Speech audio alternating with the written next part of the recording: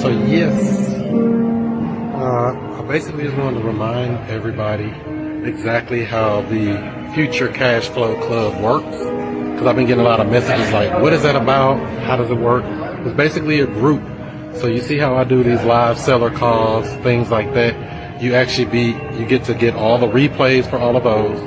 You actually can get the paperwork, purchase agreements, assignment agreements, cancellation agreements, addendums, all of that stuff that you need if you sign up for the elite package at futurecashflowclub.com.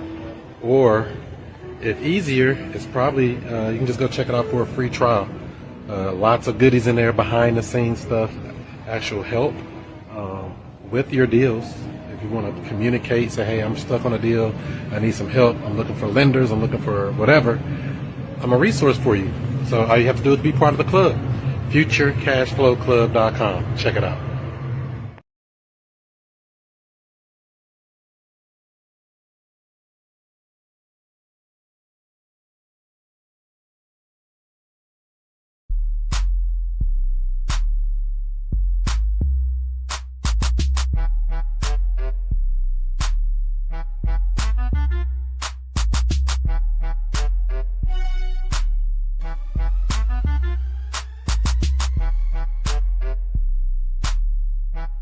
Hey Chris, is that you? Damn.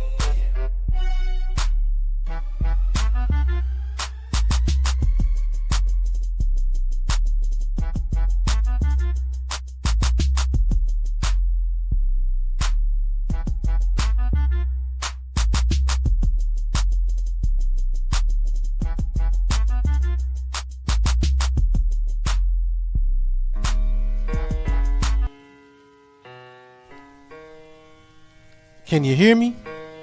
I don't know. If you don't know who I am by now, I don't know what you've been doing. You been asleep? Let me wake you up with something. Straight up. Yeah. Allow me to reintroduce myself. I'm Chris Monroe. R to the O-E. I flip houses, rent cars, and make money. You know I'm not no motherfucker dummy. This how we... What's happening? What's happening? What's happening? This is the student master teacher, Mr. I Stay Woke, Chris Cashflow Money Monroe, and I'm right back at you with another real estate video. It's the day after 314 Day, so happy belated 314 Day for all of you that are in St. Louis. And shout out to my man Jim up in Virginia. And shout out to Justin. I see jumped in, no video. And Art is on the way and some others. What's going on, Jim? How you doing? Hello there. Y'all try to match. Y'all didn't tell me to wear black shirts today, man. I ain't get the memo. I was just going to say you didn't get the memo. It's Justin's fault. Anytime something go wrong, I'm blaming Justin. Don't even ask questions. Just say Justin did it. It's his fault. I'm blaming him. Heavy as the head that wears the crown. That's right. Somebody got to take the blame. Cool. So hopefully you have a good week so far. You did some good deals or door knocks this week, Jim, or you didn't knock on any doors this week? No, I knocked on doors and left notes and got responses. And oh, you've been active. What the heck? So you telling me if I actually go, and I guess these are foreclosures, right? Pre-foreclosure. So if I actually go look these people up, see that they got an auction coming up, I can go knock on their door and they want to talk to me. Did anybody cuss you out when you knocked on the door, Jim? No, I had 2 people tell me that they got it all figured out and that I didn't need to be there. But other than that, they'll call me back in a couple more weeks, probably. I know that's right. What's up? 313 Day was the day before, so that was Friday. They don't celebrate all that stuff everywhere, I guess. But yeah, happy 313 Day for y'all on Friday. So yeah, Jim. So you say you knocked on some doors, some people told you to call them back, or they said they got it figured out. I mean, what do you say to people when they tell you stuff like, "Oh, we got it figured out. Get off my porch"? Well, it all depends on if I'm having a good day or not. On a good day, what I tell them is usually I launch right into a really short third-party story, and pretend like they didn't tell me to get lost. And then they usually tell me to get lost again. And the first third-party story is about somebody who I helped save their house.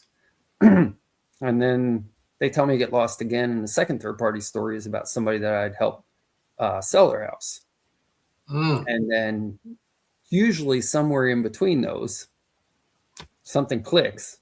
And then I'll usually ask them again right after they tell me to get lost for the third time, if they'd mind sharing, for my curiosity, what they did to solve it. And then sometime through the three of those, I'll get somebody who'll go, and then they'll start playing with, start talking. So you basically go with the ease in approach, not too heavy, not too salesy. Let me buy your house for 2 pennies, shining them together and rub them together and make it like something. You ain't telling them that? No, not first. Yeah. I mean, I know that some people like to do that. Just say, hey, let me buy your house. And they be like, you're the fourth dude that knocked on my door today, buddy.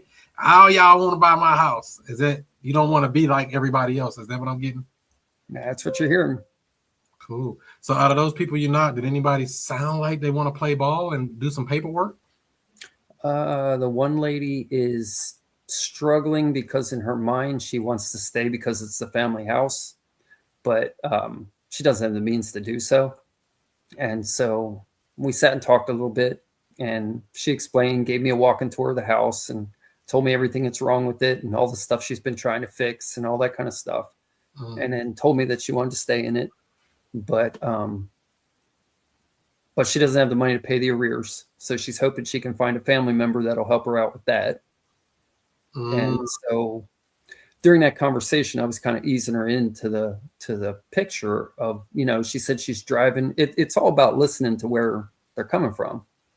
So she said one of the things that's been tough is that her father-in-law lives, 30 minutes away or something like that. He's in a care community center. And so she drives there to visit him all the time. And so she said that's taken up a lot of her time.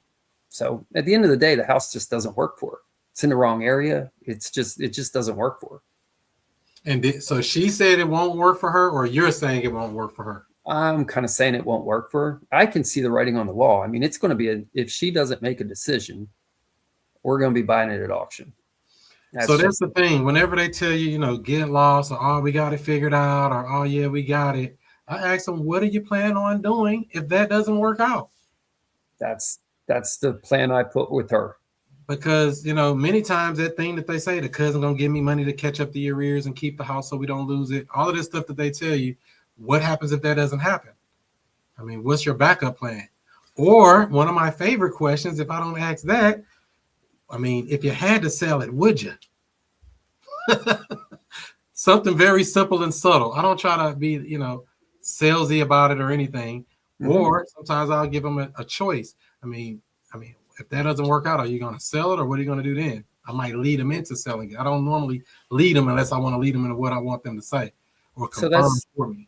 That's what I asked this lady is I said, what would it look like if you rented an apartment that's already fixed, has heat and air conditioning, and you don't have to sweat it out all summer? Because that's what she told me, is she had to sweat it out all summer for the past 2 summers because she doesn't have any air conditioning.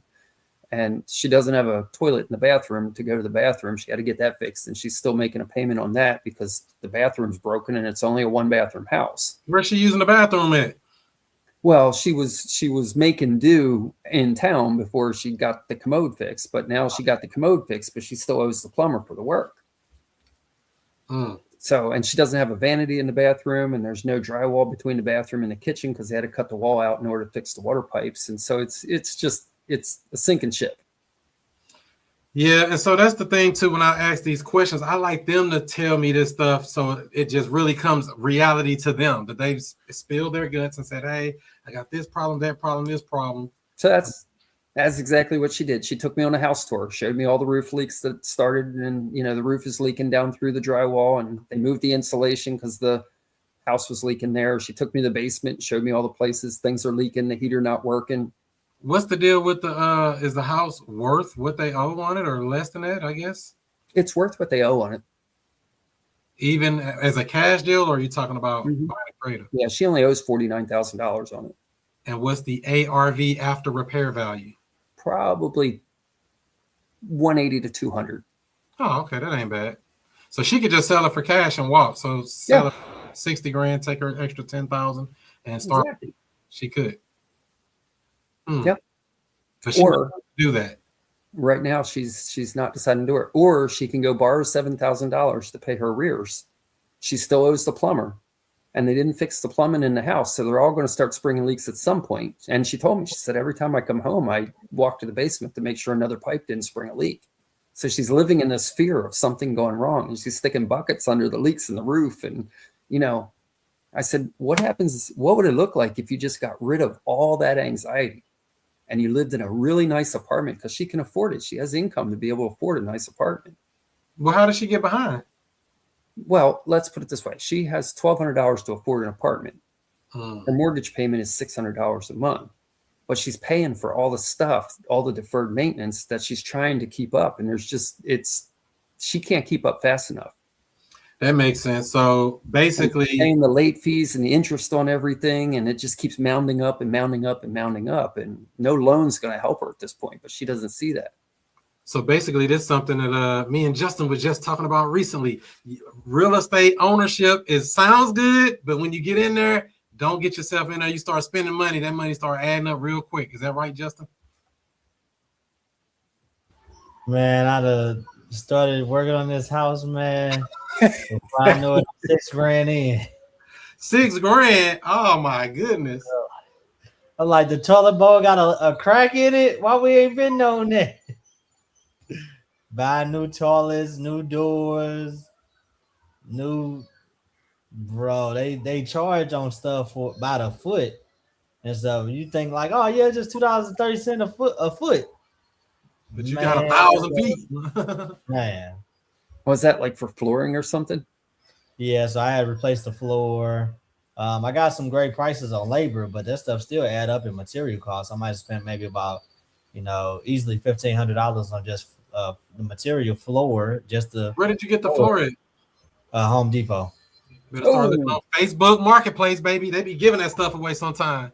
For real? Wow, Yeah. I didn't think about that. Come on, Justin. You ain't just show up. I'm gonna drop a bomb on you every time. You ain't just gonna run in here and say I ain't gonna drop something on you. We don't pay retail for nothing if we don't have to. I'm not saying it's not a time to, but sometimes you see those floors and different things on the Facebook. Somebody bought too many, lost a receipt, or stole it. Who knows? And they're like, hey, I'll sell you these boxes for $10 a box. And I'm looking like, damn, them $40 a box in the store. I'll give you $10 a box. I'll give you 8. Wow. Let's make a haggle. Wow. The other thing, Chris, is networking around, because I know in our internal group here in Lynchburg, there's a guy who's selling LVP flooring out of his garage, and he's got a flooring business, but he works out of his house, and he's got a big shed in the back. That's how we do it here. He's got a big barn full of stuff, and he sells LVP for like $1.90 or $1.80 a square foot. And it's nice quality stuff. I mean, it's the same stuff at Home Depot and Lowe's that you're paying twice the amount for. Hey, that's the game, man. That resale game is never ending. When you understand how to get low price labor with good quality work and low material costs, you can do more damage. A lot of people don't realize that. Even like this stupid thing right here, I'm going to show you. Stupid as it is. I mean, it seems silly. I mean, it didn't really surprise me, but this little item right here. What is that? Oh, window. So I went to this estate sale, and they were, it actually was a garage sale. They had a bunch of stuff outside. Yeah, we're selling a bunch of stuff. And I was like, yeah, you got any like furniture or anything big inside the house that I might, that you didn't want to bring out? And yeah, we'll bring in, let you take a look. And I said, yeah, did you sell the house yet? I'm always asking about the house. Really, that's what I was really there for. But in their garage, they had this window. And I'm looking like, that window brand new. How much you want for that? She said $5. So I'm like, I already toured their house. I shelled her out $5. I sold that thing for $100. 20x on your money on a window on Facebook. Come on, man. And I was already there. So I was like, threw it in the back of the truck. And it didn't even take but like a week to sell it. I said, ain't nobody. I don't know if somebody gonna buy this window, but I'm gonna try $5 to find out. $100. They didn't bat an eye. They didn't be, because they cost like $250. Go try to buy some windows. So materials costs, ladies and gentlemen. Find a way. You don't have to be reselling or anything like that. I'm just saying this stuff comes up on the resale market. Don't be so quick to go pay retail and paying top dollar for stuff. So if anybody needs coach lights for their projects, for outside lights, I'm your man. coach lights. What's that? The one that go on the They're the outside light for outside. They hang outside your door. Oh, okay. And, Above the and window. they have like a white with glass around it. So you always got. So you be selling them or what? Yeah, it's Progress Lighting is the brand, so they're a good name brand. I got 18 of them that I need to get rid of. Resale, and I wish that lady had more than that one window. I'd said, let me get 6 of them, sell them for $100 each. Spend $30, turn it into however much that is. You do the math. I got 18 of them that'll match, so your front door can match your back door if you buy from me. Put it on the internet. Somebody will come buy it. That I had it up on Marketplace, but I got to lower the price and do it again. Oh, okay. Take good pictures. Just like everything else I say all the time, even with real estate. Basically, anything will sell if the price is right and the marketing's good. Anything will sell. It'll sell and resell again. The same stuff over and over and over again. So yeah, save your money and get some honey. What's up, Art? How you doing? I'm doing good, Chris. How you doing? Trying to make $1 million before the year end. That's a good goal. We on the way. We trying to be there. We got some stuff in escrow, so as long as we make it to the finish line, we're going to be all right. We're going to be going in the right direction. Anything you cooking up this week, or I guess the last 2 weeks? I haven't talked to you in a couple of weeks. Yeah, I was on a big job at the mill, working crazy hours, but I'm past that now. So right now, I'm just dealing with trying to get a tenant buyer. I had a tenant buyer lined up for this deal I'm working on, but they basically flaked out. So now I'm in the process of finding another one. Well, yeah, they all flake out. Until the deposit is dropped, the marketing don't stop. I need some money. All that lip service. Oh, yeah, I'm going to get it on Friday. Oh, yeah, I'm going to get it next week. How much can you put down to hold it? We got to get something down. It's company policy. You just made it up on the fly. Company policy. We got to get some money right now. Yeah. The deposit is dropped. The marketing don't stop. It's just that simple. That's on cash deals, creative deals. Any deal, really, because these people play games. You ran into that before, too, didn't you, Jim, where somebody was like, yeah, I want it, but then don't drop no money, right? But now I got somebody that wants to drop some money. So they serious.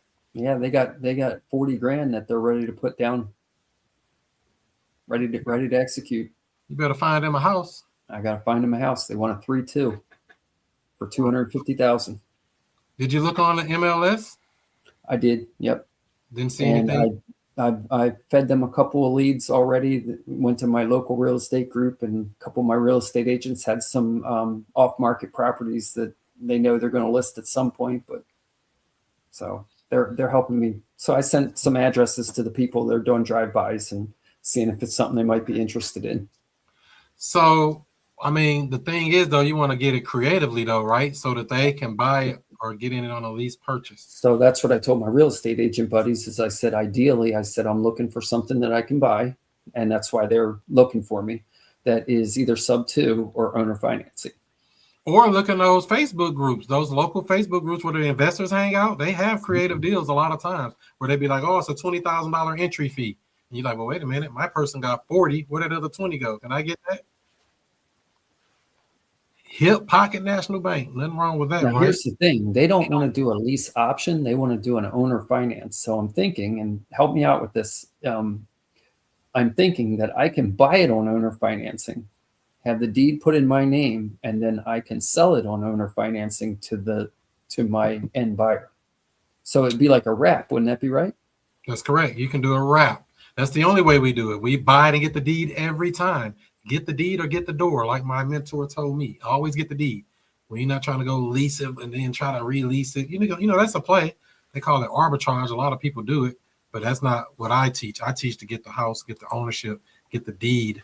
That means you own the property, and then you can do whatever exit strategy you want from that point, whether that's, putting in a tenant buyer on a lease purchase, whether that's wrapping it or putting some type of seller financing with that particular person, or whether you want to furnish it and do a furnished rental like I got a bunch of them coming back into my lap in the next 3 weeks. So they're going to work the crap out of me. So I got a question on the owner finance thing. So I'm selling it on owner finance, let's say. And yeah, go ahead. So if I sell it on owner finance, because my person told me that's buying it, they said they don't want to do a lease option. They want to do owner finance only. Contract for deed. That's what I'm thinking. Yeah. That's what I'm Because they're not getting the deed. I mean, I don't. You can do whatever you want. I'm not transferring the deed to somebody unless they put some crazy money down. You know, you can always do it, but you know, it just gonna depend on what you're comfortable with. I like to maintain strength and position in every deal. Whoever has the deed has the strongest position. Once you get out of that position, you start becoming lien holders just like the bank, and going down that rabbit hole. So it's just going to depend. If you get a property that's straight seller finance, meaning they don't have a loan, and you make that seller that sold you the property the lender, then you could sell it to somebody else on contract for deed or on a wrap. It is contract for deed in Virginia, right? Or is it something else? Yes. No, it's contract for deed. Because I know some states call it bond for deed and some other stuff, other legal things. An executory contract for those looking to look it up. So and then I had somebody else reach out to me and in our investor group, and they actually have a house, but they didn't want to owner finance it to me. What they said is like, oh, we'll owner finance it to your buyer. You bring us the lead. Well, this is the thing. That's why I don't tell people everything I'm doing. I ask questions. Would you sell the property and take payments? Some now and the rest over time. That's your position. What you're doing with the property is not their conversation, to be honest with you, on anybody that you're about to do a transaction with. Now, if we're in a training environment and I'm showing you all behind the curtain and all of that, that's something different. But out in the real world, everybody can get that work. We ain't trying to go teach them how we doing it and how we going to do all this stuff. Nah, man, this is business. I took time to learn this stuff. I took my lumps. Everybody take their lumps and learn and put their investment in, lose money, make money, all of that. It's not all for no reason. It's so that you can capitalize on the knowledge that you've gained over time, coming to these trainings every week, going through different trainings, learning different stuff. So I'm not trying to give them all that game. I'm just saying, hey, would you sell it? I mean, if we put a little bit down, would you take payments for the property? That's your position. Everything about what you exiting on is not even in the conversation. Make sense? Makes sense. So if you got somebody to say they got a house that's similar to what they're looking for, a 3-bed, 2-bath, and say they let you get the house for $5,000 down, $10,000 down, who cares? If your person likes that house and they're willing to give you $40,000 down, now you get to keep that difference depending on how you can bump up the price, etc. So not to get too crazy deep in the weeds and make this confusing, because it's creative finance. Creative finance can get confusing if you don't understand it. But it can be done. Just know that. My plan is to find a great deal and pass on a good deal to somebody else. It's just that simple. So when I get into the property, I want to get in for little to nothing down, because whoever getting it from me definitely putting something down every time. They don't get the keys. They don't put something down. So I'm getting in for little to nothing. How close to zero can we get? If we can get down to zero, great. If we can get to 2,000, great. 5,000, great. 10,000 may still be great. 20,000 may be great, depending on the property and the price and everything else. If it's $1 million property, 20,000 is nothing. As a matter of fact, I don't know if Mr. Transaction Engineer is on here. He did a deal like that. $1 million house. How many people tell you, oh, you can't do $1 million house creatively. They ain't gonna do that. He went and structured a deal with the seller.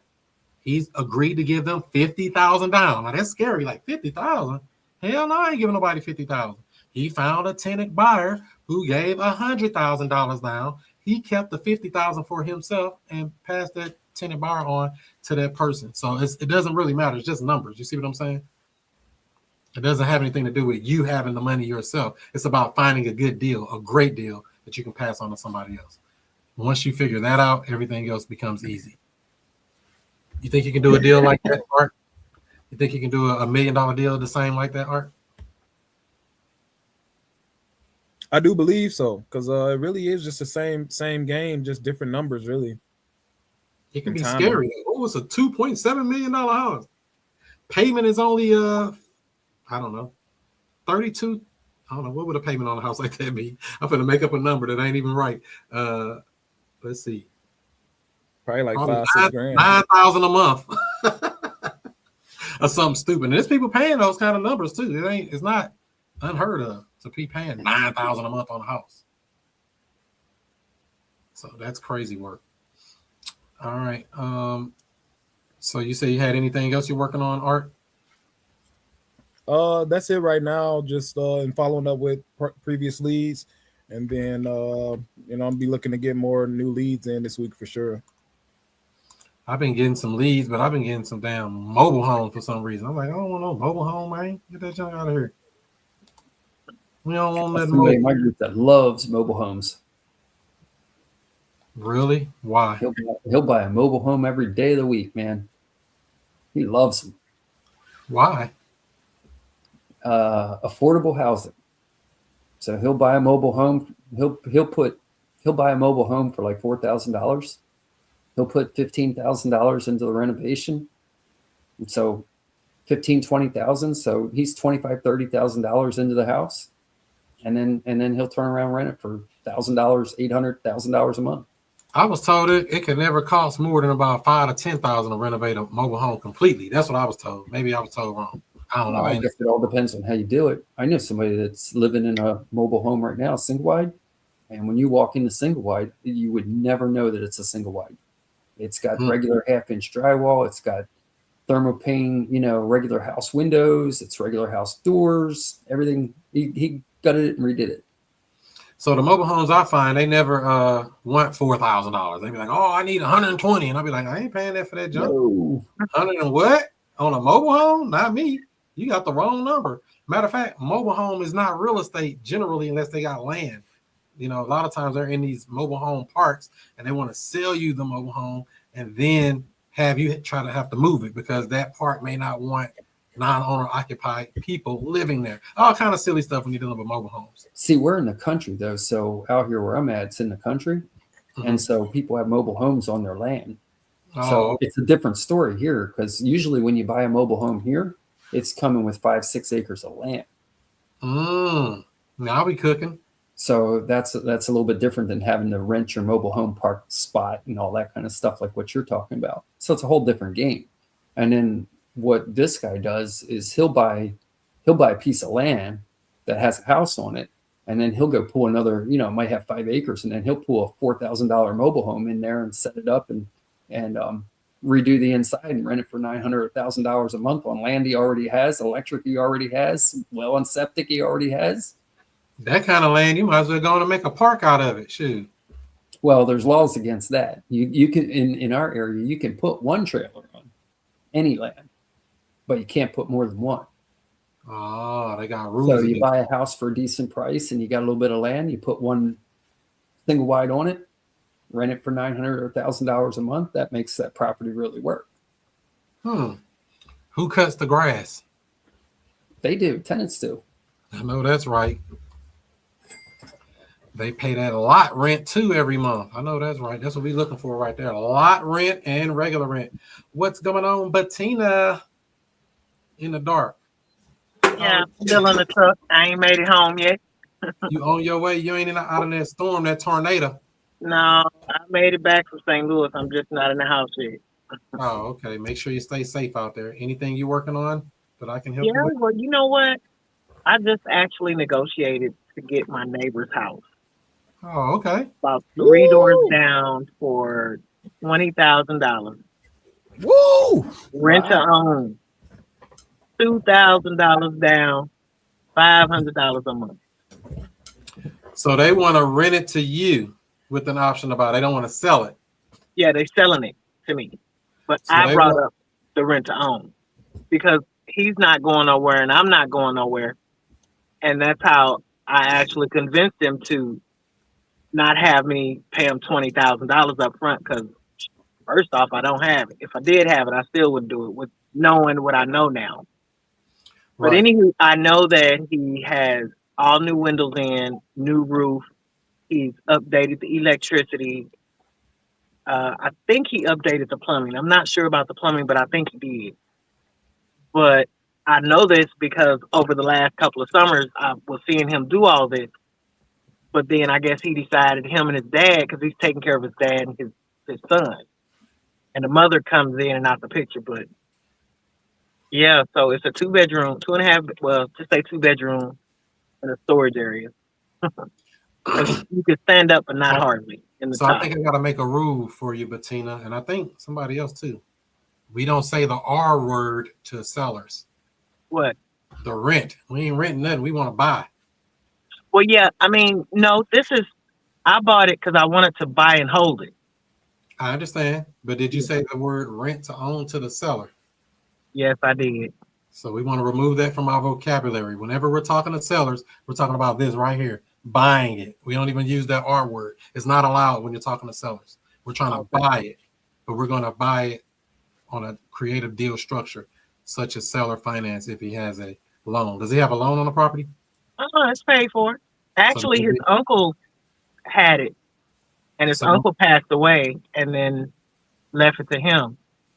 so that And would so be owner he got finance. real busy with his new job, so he couldn't really do nothing else except now I just need to put the walls back because he was waiting on inspection to go ahead and inspect the electrical because he had changed all the electrical, updated everything. And I'm like, you can't beat that, not for 20 grand. So we're remember though, we're not using that R word. We're not renting anything. We're buying every time. Creatively, okay. Yep. So remove the R word from your vocabulary when talking to sellers. On our exit, yeah, it's rent to own, whatever you want to say at that point. But when we're acquiring property, we're looking to buy it. We're going to structure a creative financing deal or a seller financing deal or a owner financing deal, those types of words. We're not talking about renting anything because if you're renting, you're just a tenant. You're not the owner. So you don't want to use that word or verbiage. It's very important when you're doing real estate or anything in the legal world. Verbiage and words are important. So I try to stay away from, using those words. We don't want to have him thinking, oh, she going to rent it from me. And then, no, I don't want to rent nothing. I want to buy your property. Well, yeah, we did discuss buying in the beginning period. And then I told him, maybe I could kind of, give him a few $1,000s down, a couple $1,000s down, and then, pay something every month until it's paid off. That was the agreement. There you But I'm go. saying rent to own to you because, that's the way it is. Oh, okay. Rent to own it for real.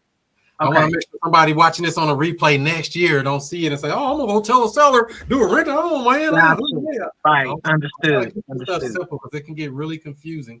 And, Yeah, so I'm excited though because like right now I can't do it, but in the end game I do want to house military vets because there's a lot of homeless vets out there, and I didn't realize that they actually pay way more than a regular tenant would. They do. Yeah. And they actually say if I had 2 vets in there, they would actually take over. I wouldn't even have to go to the house at all for anything except my rent. I don't even have to go to the house for my rent. Okay. Yeah, so I found that my sister on my dad's side, her brother is not retired, but he's a veteran. Mm-hmm. And so he's doing the same thing, only he's got a quadplex doing it.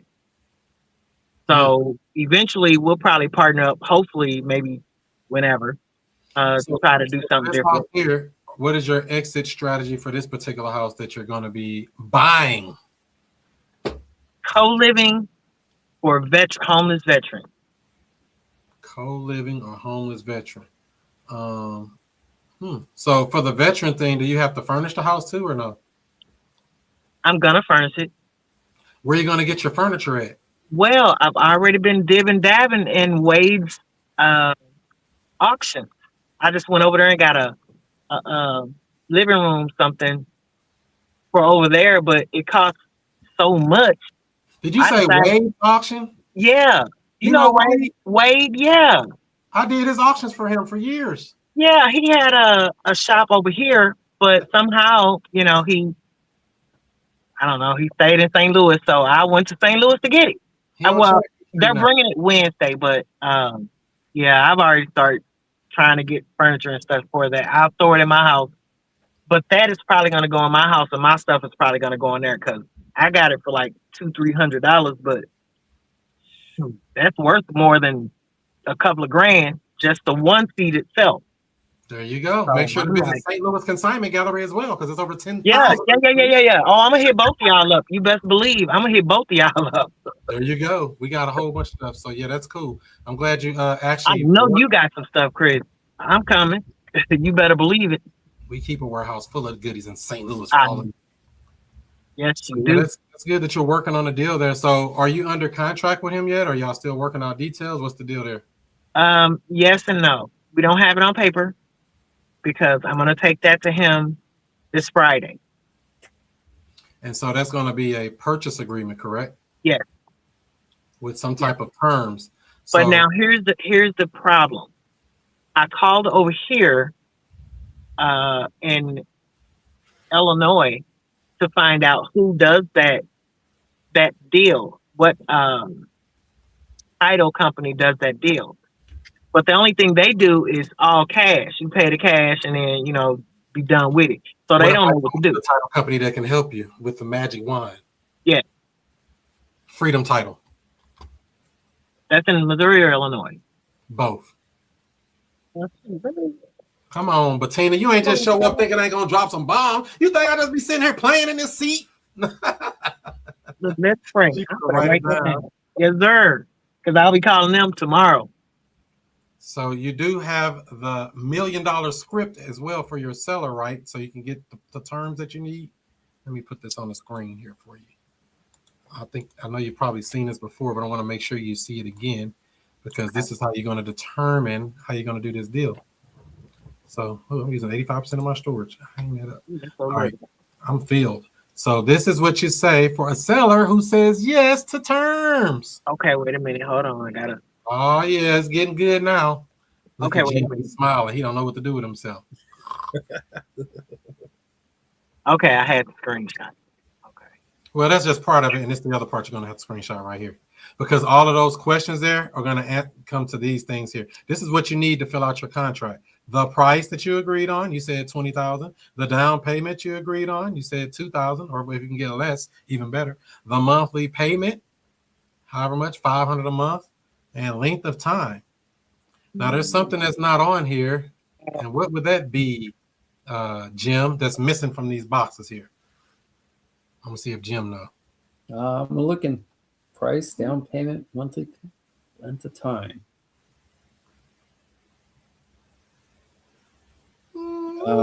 Yeah. Interest rate. There you go. Ding, ding, ding, ding. I don't even bring up no interest rate. I'm in there There's no talking about such thing this. as interest when you're buying, right? Sure, there is.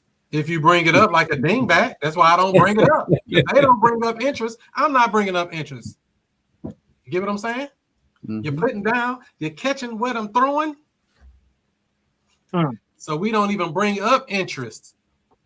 If we're talking seller finance now, meaning they don't have a loan, it's a free and clear property, just to be very clear. If it's a free and clear property, we don't bring up interest. We're asking these questions up here. If they say, yeah, they're open to terms. Okay, what's the least you could accept if we can agree on terms? They're going to say $20,000. Is that the best you can do? $18,000. Damn. All I said is that the best you can do, and you came down $2,000 more dollars? Happens all the time, by the way. You better ask that question again. Happens all is that really the best you can do? So if they and so we usually buy with nothing down, okay? They say, okay, I move along. But you already agreed to give them something down, so we're past that already. Yeah. But we usually buy with nothing down. Seriously. If they don't ask for something down, I'm not offering it. Why am I offering them money up front? Especially when I'm taking over a property that's going to need some work. I'd rather put that money into the property to stabilize that property. Make sense? Oh, yeah, he's gonna help put the walls back up because there's always some other things you may not have seen yet that you might end up spending money on. So why would I want to give him money down when I could be putting it into getting his property up and running? everything is there.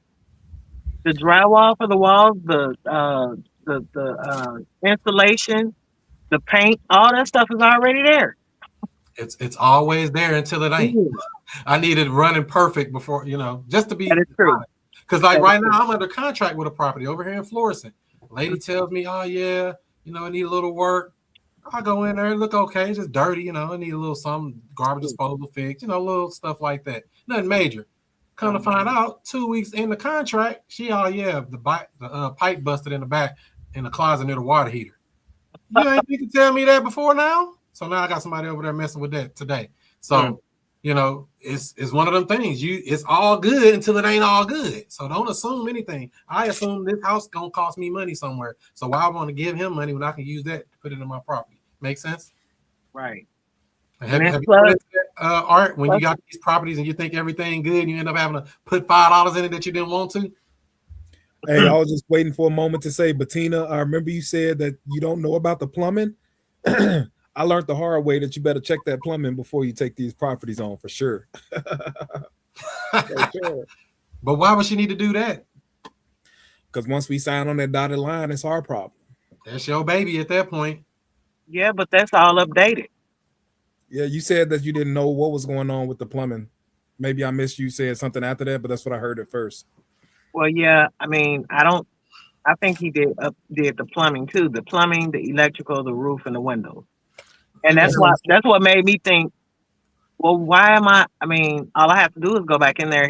They'll help me put the walls back up, let me help you the out. drywall back up, and the installation in.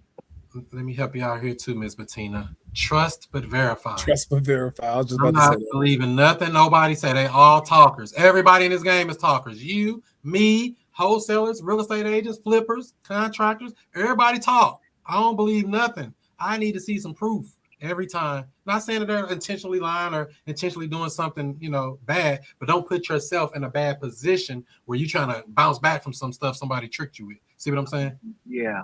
Because why is he so motivated to want to sell?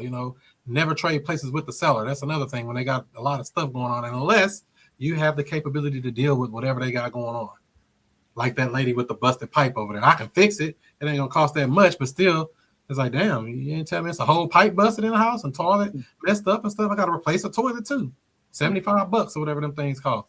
It's just, but it's still a cost. Somebody got to pay that, and if they're not paying it, and I'm not paying it, the tenant buyer got to pay it. Somebody got to pay it, or the house can't run. We got to get the house stabilized and monetized and cash flowing. Make sense? Yeah, it does. It does. Yeah, And then he's also going to give me 60 days before I pay the first $500.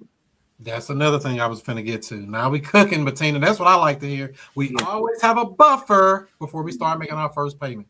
60 days, 90 days. I had one time where one of my students back in the day, she had a lady that was willing to let her wait 6 months before she made the first payment. And she was like, oh, I don't know if I want it. I'm like, girl, put the house on the contract. What you talking about? We finna shop it. Somebody just had to throw a bunch of junk away. What's a dumpster? A couple $100? Right. Some labor. It's like whatever it is. Where somebody giving you a house and 6 months to start making payments. Is the house that bad? If it's that bad, it's something different. But if not, we're going to figure it out. Somebody wants that house. And then, you know what? I found a major buyer right here in Cahokia, Illinois. And so I just so happened I was taking my niece to look for a vehicle. And I was like, stop right here. I saw it, and it's like I went in there and I talked to the lady. And so I did the pace on her. I said, well, look, why are we not doing work together? You buy properties here to help you find those properties. So it's not just going to be a bird dog fee. You know what I'm saying? $500 here and there, but she only buys in Cahokia. I'm like, what is going on that she's only buying? She knows something. Eventually, I'm going to find out. We got some stuff over there. Or Justin do. What she want? What she looking for? We got deals. Well, she and she buys all cash. It don't matter. You can buy cash. I don't care. Use a credit card. For all I care. As long as the money clear and it hit that bank account, we figure it out. That part. Look at that. Justin popped up. What? Somebody do Cahokia. What? He's licking his lips. Wipe that slide rock off your face. With money, anything is possible. That's right. Cash. Money gives us options. That's right. The Bible says money is the answer to all things. No, it said it's the root of all evil, but you know what? I'll take it. Actually, it says the love of money. Yeah. Come on. Okay. The love of money. Not money itself. The love of money. Hey, Bettina, one thing I'm wondering, I know you said this guy was going to give you a sweet deal to get the property. Only thing left needs to be the walls going up. And you wasn't, and then he's going to help with the walls. If he's going to help you with the walls and that's all that's needed, why is he selling the property to you? Well, they stay next door and they've got a nice house plus a back house and a nice little, but see, his uncle had the house. He can't stay in two houses. And mind you, they have to pay the taxes every year. So he has to pay taxes on both houses. And so he was anticipating giving it up anyway, but he just didn't know I was gonna be the one wanting it. That taxes on that house, what, $500? How much the taxes? I don't know. It ain't a lot. I don't know yet. I don't know. Mine. I got a shoebox. I live in a shoebox, and my tax are like 1,400. Oh, I forgot you in Illinois. Everything high over there. Never mind. Mine are 1,400 a year. I'll keep that. I put that to the slide just to make sure I got it. Justin got a house for you in Cahokia though for that that lady. What's the deal on it? Where's she at? What's she looking for? Property, inexpensive property that she can. I met her flipper. So, and she now has she has a flipper that I met first before I found her. And I got her information from him. That's why when we passed by her little spot, I stopped. So but she's pretty much looking for everything in Cahokia. So whenever we're talking to a so-called buyer, we try to find out what is their buy box. The buy box. This is what mine looks like. Okay. Art, did you do your buy box yet? No. How you know I was gonna get you, Art? He said no. Hold on, wait a minute, Chris. Don't take it away yet. Your buy box. I'm buying creative and I'm buying cash. That's a good one right there. I guess she wanted cheap because she's buying all cash. Want cheap? Cash off. $2. We'll see. Buy box. I went. So that's what you should have created for you. And everybody's stuff may not be as neat and orderly as that, but at least they got an idea what you're looking to buy. St. Louis County, St. Charles County, Jefferson County, Northern Jefferson County, preferably, not in the sticks, but you know how that go. I got a deal under contract in Jefferson County right now. Look at it. Like the way that look makes it look like a little envelope. Yeah. A little backwards envelope. It's like flip it over, it's money in there. That part. Money, man. Take it. I'll take it. Ain't nothing wrong with it. So a deal I was working on this week. Let me see if I can share this back here. Share. I got a lot of sharing. Sharing is caring. Is that right? It is. So this little house right here, he told me the house didn't need no work. So I went to the house and found out it need all type of work. So the ARV on this property is about $275. He called in real hyped up. Yeah, I want to sell. I just want to get rid of it. I'm like, well, what do you want to, how much you think you want to get for it? He didn't really say nothing at first. Then I got to talking to him some more. He said, oh, I don't know, 100,000, something like that. And so he kept talking some more. So I said, so if we said 70,000, what would you say to something like that? He said, let's do it. I said, okay. So I already sent him the contract while I was on the phone with him, had him sign the contract to this little raggedy house here. That's how it looks on the front. It's even condemned. If you can see the little patch on there. I don't know if you can see it, but this is what the bathroom looks like. All this little stuff on the wall. I don't know what that's a design or what this blue stuff is all over the tub and everything. As long as it ain't red, we good. If it's blue blood, it ain't red blood, we all right. But that's one. It's a 3-bedroom, 1 bath. That's one of the bedrooms there. I don't know what's going on with that wall. Stuff everywhere. That's an expensive lift bed there, though. I'll tell you that. It's about $300-400. That's the basement here. Wrote all on the walls. Got a lot of stuff down there. So we actually, I took. It only looks like a 100-amp panel box. Yeah. So I took my, I put it under contract and I set a time to come out, and I took some cash buyers out there with me. And I sent it out like a dingbat because he told me it didn't need no work. And I told him the ARV is like $275. So I'm like, oh man, I'm gonna get the best deal of my life. I'm gonna make $100,000. I was over here counting money that ain't there. So come to find out, it looked like this. It need work. Chicken coop. So he was telling me that he got chickens in the back, hens, because they make noise. So he was telling me that he wants to sell it. I got it under contract at 70. I sent it out at 172. Where did I get that number from, Art? Made it up. Made it up. I said, Try to get you 100 grand. because he told me he didn't need nothing really. He said, "Oh, I don't need that much. I don't need nothing." So I'm thinking, "Oh, I put 20 grand in there for repair. It need more than 20, as you can tell. I need about 80 or 90, maybe even 100." So I got an end buyer locked in, and they're gonna buy it for 95,000. So we're gonna make 25K on that deal there. Amen. Go Yeah. Chris. It ain't over till the fat lady sing though. You know how that goes. We ain't gonna count until it hit To that. the fat lady thing.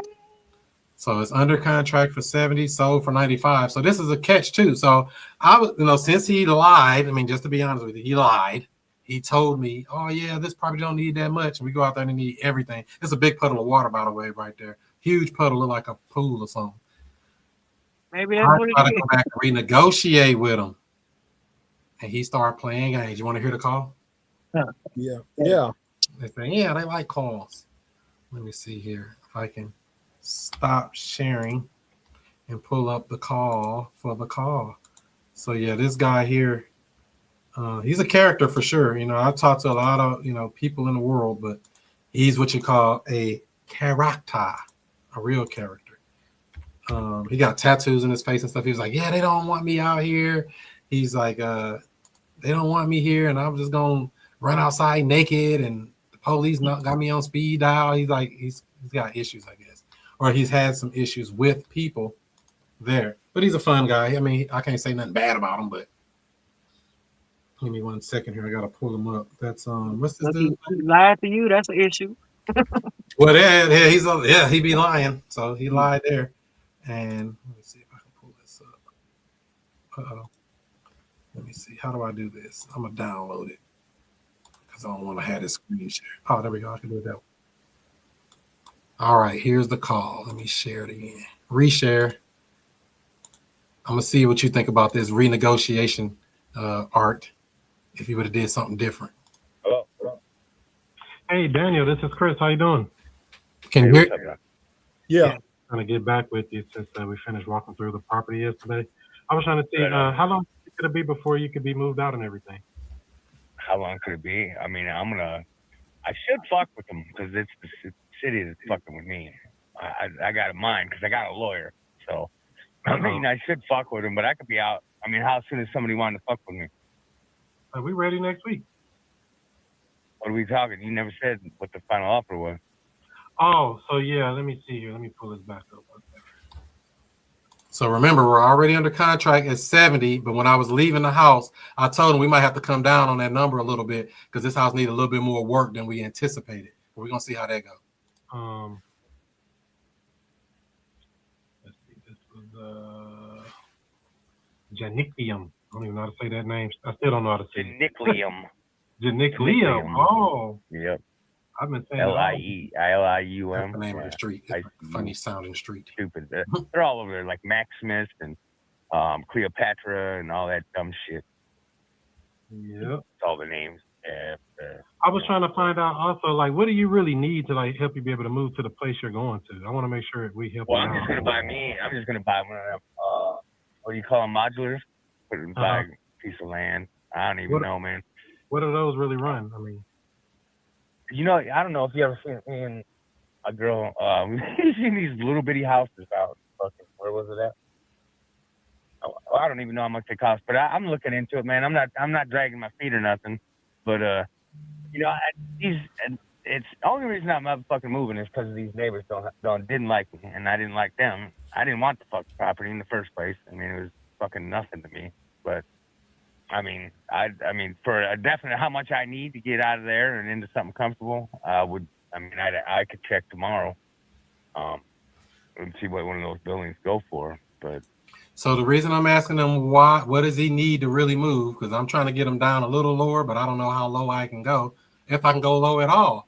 So that's why I'm asking him, what is it that you really need? I'm not going to the number per se from my angle. I'm coming to his need from that angle. What do you need to be able to move to another place or wherever you're trying to go do, buy a trailer home, whatever you call yourself doing after the fact?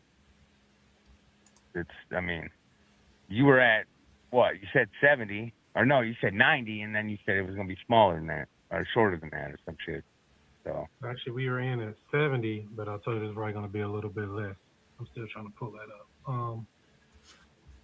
because they're I'm still trying to pull that up because remember he's asking me what do y'all need to be at, and I ain't want to hit him with a number yet. I want him to give me a lower number than that 70 first. telling me Yeah, I we got could somebody take that the house wants back. 90. We're under Somebody was contract. offering 90. Yeah, we're under contract at 70.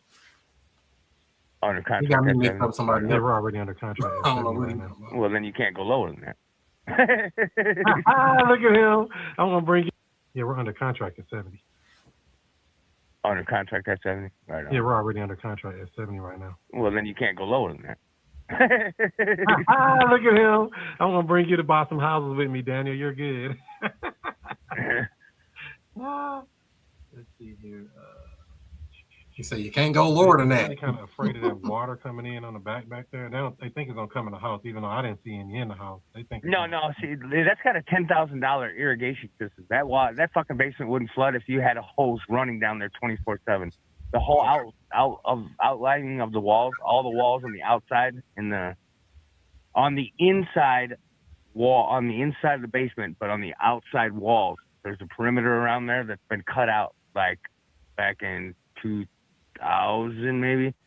They cut out 6 feet or 4 feet from the wall and then put a lip all the way around there. So if any water ever comes in, it gets sent right back to the sump pump and right out the back door.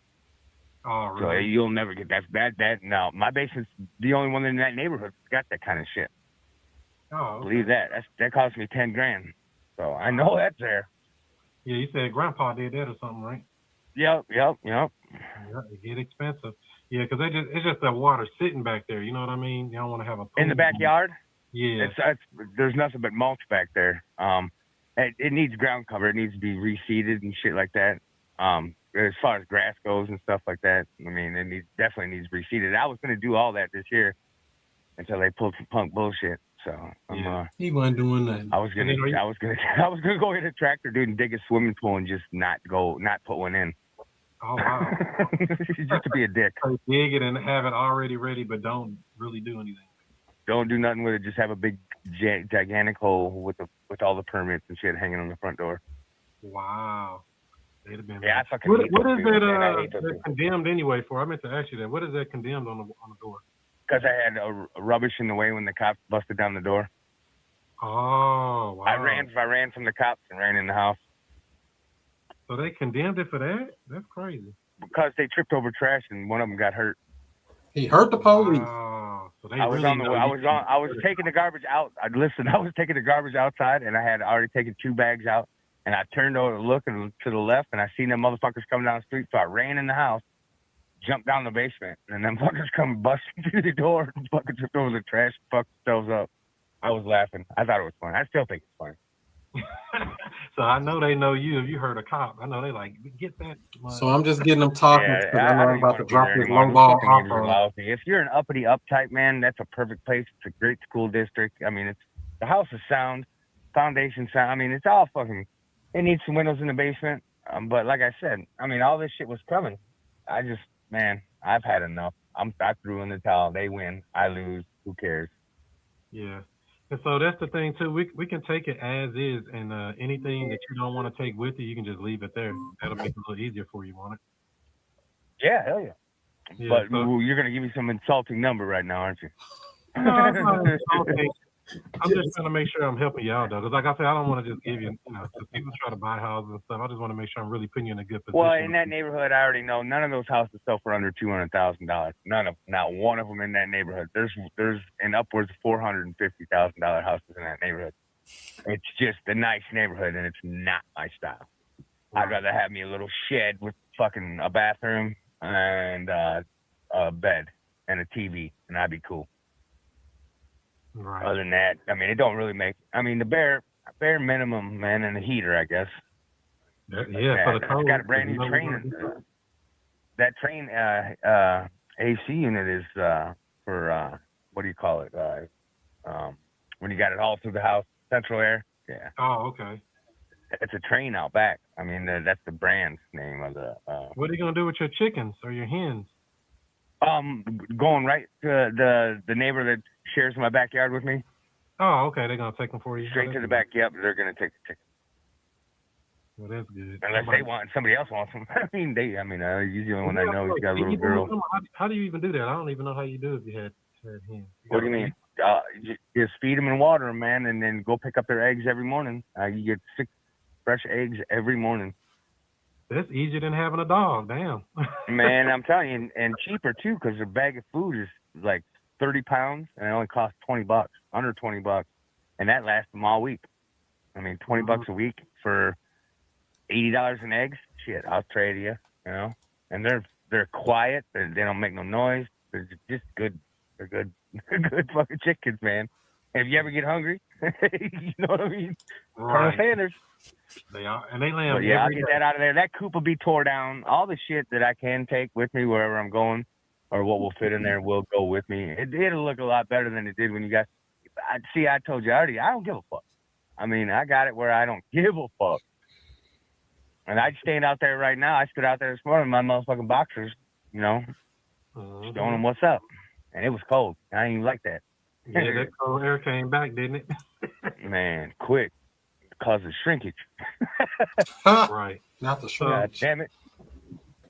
They're telling me, you know, we could buy the house as is. Like I say, take what you want to take with you, leave what you don't. And they're telling me 50. Oh, no. I mean, the property alone is worth that. I mean, the house ain't shit. I mean, it's got everything's updated. I mean, it's all modern. It's just fucking dirty because I told you, I fucking gave up. Now, give me a week inside of there and come back through. And then we'll talk about where that $50,000 is at. Right. Well, like I'm telling you right now, you don't have to do if you put $10,000 into that house as it sits, that's just gonna be smoking bad.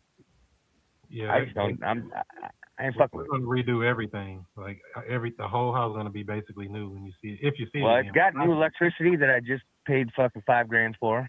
That panel downstairs is all new. All that shit. All the electricity is good. I mean, I just look. How would you like every time you walk outside of the house, feels like there's a fucking. I don't have a monkey on my shoulder. I got grape ape on my motherfucking shoulder. A big ass fucking gorilla. All eyes on me. And I ain't no movie star, no shit. They sure the fuck think I'm like America's Most Wanted type shit. And I've had enough. That boy, I'm half tempted to see what the laws are in Missouri about going out there asshole naked. Really, and you see, if you guys hadn't been contacting me, you know what my next move was? I was just gonna abandon the motherfucking thing and paint it bright fucking fluorescent green and fluorescent pink. What if you left it, abandoned it, and got $50,000 cash in your bank account the same day? Would that be better? What if you just abandoned it and got $50,000 in your bank account? Would that be better? That was a reiteration of the $50,000. Oh yeah, it'd definitely be better. Well, I think absolutely. That's what we can do. I got it approved right now. We're ready to go. Right on. All right. Well, I got to contact my lawyer, obviously. No, you don't have to do anything. So basically, I got to contact my lawyer. Do you like that objection so far? Oh, yeah, I got to contact my lawyer. So, no, you don't need to contact nothing. Not with coming to dropping that price. I thought he was going to say he has to talk to his partner. Right. After you see him. You go out there and talk to his chickens. Basically. Process works is the contract we already signed. I turned it into escrow. They're going to open up escrow for the property. And they're going to, you said that you had inherited it, right? Did you do any kind of deeds or anything to transfer it? It's in, it's my lawyer's got all that shit. I don't deal with anything municipal unless I'm under arrest. I know that's right. So they're going to reach out. That's why I to pay you. lawyers for that shit. So the title company's going to reach out to you basically, and then they're just going to have to get, I guess, your lawyer's information so they can get whatever transfer paper they did. Right on. Right on. And then wherever you want your money sent to, and then after that, it takes about not even a week. We can probably close next week. Sounds good to me, man. I'll try to answer your phone, man. Right now, I can't go in there after dark, so it's so I just taunt them at night. I shoot fireworks off at them and shit in the yard and shit. Fuck with them. I mean, but yeah, hopefully whoever moves in there, whoever you sell it to, man, they better be the uppity type because that neighborhood is nothing but fucking yuppies. Oh yeah, I seen them. They were looking like, what am I? They looking at me like, what am I doing out there? Yeah, what's a black man doing over there? That's what's fucked up too. And that's Yeah. their prejudice and shit. They thought, they thought I was the Antichrist. I think. Wow. So I mean, are you agreeable to this 50,000 and be done with that house? Well, let me talk to my lawyer. And this other company's been hounding me too about this shit, and they're talking 90, and then Yeah, that's a $40,000 difference. Yeah, we've already walked it. And wait a minute, time out. I've been talking to this other company and they offering me 90. What do you think about that one, Art? I think he might be lying. Again? Does he have a track record of lying? Yeah. And I think you have it under contract for 70 already, right? I'm already under contract at 70. Exactly. What are you talking about? Everything. I mean, but what can you do? Just tell me what you can do. What you can do. If I can get it approved and get this thing going. Because I want to get this what we agreed on, and because I'm a man of my word. I mean, and I hope you guys are too. 70 is where I thought we were at. Yeah, we're at 70. All right. Let me see. So yeah, that 50 ain't gonna do it. Because we ain't agreed shit on that. I agreed on the 70, and that's because you guys are the first ones, and you guys had no nonsense bullshit, and you guys come pretty reputable as far as you've done this shit quite a few times. So And I mean, I've seen the clients you brought with you; they all fit right in. I mean, shit. Yeah, them are my partners. We buy houses. Pretty white girls. Oh shit. Yeah, there ain't nothing but old folks and retirees there. You were looking at one of them girls, huh? Man, so are you. I'm about to get slapped by my girl sitting next to me for talking shit, but I don't want to get you in I trouble. was looking. All right, Daniel, we'll stick to the 70 and get this thing wrapped up for you. So you should be getting a call from the title company. They're probably gonna call you Monday, and they'll get whatever you need from your attorney, and they're gonna find out where you want your money sent, and then you can just start working on moving, and we're ready to go. We'll have you out of there. Sounds good to me, man. I'm glad I met you, man. All right. Other than that, any other questions or anything for me for now before I let you go? No, I'll let my lawyer handle the rest of this. You know what I'm saying? I mean, I can take it now if you have it and put it on the paperwork. Do I have it right now? I just know. I mean, it's no. I mean, I don't have his phone number or nothing. I don't carry it like that. I mean, his name's. I asked him, does he have the attorney's information? Since he keeps saying attorney this, attorney that. Or his name, not his number. He's like, I feel real quick. I hear he's just kind of call him. No. I hold him to the windshield when the cops pull me over. I already got an attorney. I don't want to talk. No. No, right on. Yeah, man. Yeah, I'll hit you back tomorrow or whenever you guys hit me back. I'm sitting in my car smoking a square, smoking a joint, smoking crack. I don't know what I'm smoking, but. So we're locked in at 70. You're good to go. Right. You can start moving whatever you want there. And like I said, the title's going to reach out to you on Monday, and they're going to get the other information so that they can know where to send your money and how to reach your attorney so they can get that title work stuff done. As soon as that stuff's cleared up and done, we're ready to close. So we're just waiting on that right now. That and for you to move. Sounds good. Sounds good, brother. If you need anything, feel free to call anytime, okay? I appreciate you. All right. What do you think about that call overall, Jim, on the renegotiation attempt? It was a good try. I was surprised that you actually went back to the 70, to be honest. Well, I already had the deal sold. I already got it sold at 95. So I was just going to try to go be a little greedy. I already going to get a $25,000 assignment fee. I was trying to get that 45, 50 ball out of it. But, all you can do is try, right? You were trying to get to that million mark a little quicker, right? What you said. So, what do you think about it overall? You say I shouldn't have never tried to go back to 70, or I should have kept trying to get them lower? No, I think you did the right thing. Yeah, he said I'm a man of my word, and I'm like, it's already a deal, and so I already got a buyer. It ain't like I still need to get it lower to get a buyer to take it. I actually had two people. I had somebody trying to get it at 81. And I had somebody trying to get it. Matter of fact, the person at 81 sent me paperwork. I was like, whoa, time out. Let me make sure these other people don't want it.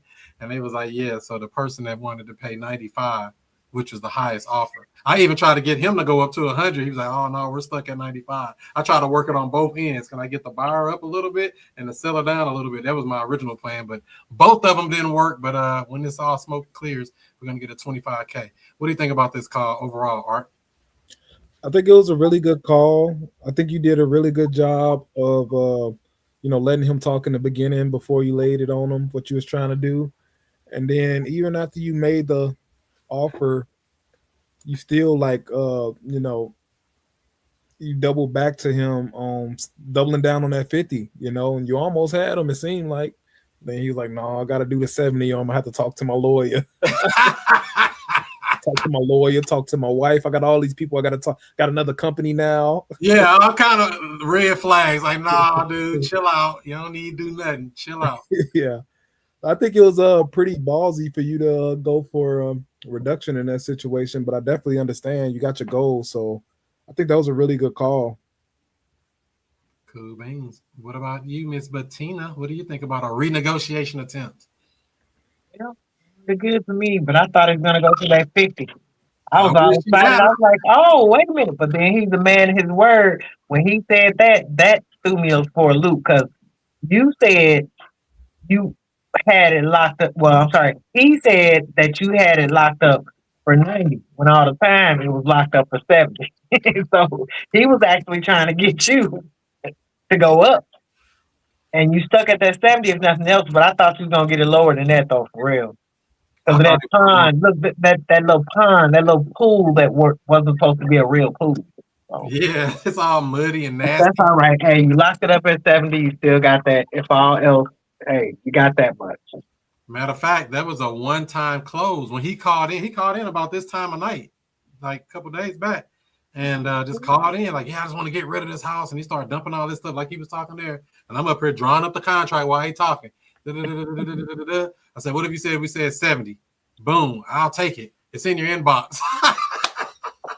I pushed send as soon as he said it, and he signed it right then and there. So I had him under contract before I seen the house, which I was thinking, oh, this is going to be a huge deal. It's still a deal. It's still a good deal at $25K, but it's just, one of them things.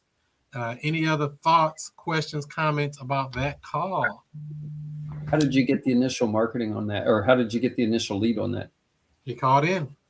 From your website or your marketing? Yep, just called straight in. And it was late at night. I was like, oh, wow. These people starting to call late, call in late a lot. I had a good dude call last night almost at midnight. I'm like, what's wrong with these people? Go to sleep. Who calls this late? The AI is supposed to pick up the phone on them people, but for somehow they got to me. So I was like, I guess they asked to speak to me or speak to a human. They didn't want to talk to the AI. They said, LOL, drawing up Same the thing contract. happened the other night, Chris. You say what? I had the same thing happen the other night. I've been dropping notes on doors of people that aren't home. And I have to say that this guy confirmed that he was home and he didn't answer the door. And typically, when I knock on the door, people come. I could probably count on one hand the number of times that people are home and don't come to the door. And I had a feeling he was home, but I thought he was sleeping. I thought he was working third shift or something like that. But apparently I stopped twice and he was home both times and he got my sticky note both times. And then he sent me a text and told me that he was 62 years old and he's just all done. Like he said, basically, life hadn't dealt him a good hand and, he's just letting it go to the auction. Wow, they're just going to let it go. I'm just going to let it go. And so I responded back to his text right away. How about you just sign it over to me? Would you just sign the house over to me? Then you don't got to worry about that auction no more. Yep, that's what I told him. And he said nope. No, he's up for doing it. Oh, he's going to do it? Okay, yeah.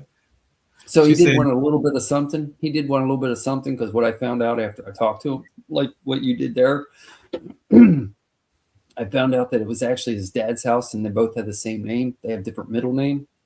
So, and his dad is in the nursing home with dementia. And then I found out as I went deeper into the call with him that he actually has been living there and paying the mortgage on it, but his dad's in the nursing home. And as soon as they sell the property, then the nursing home gets the proceeds.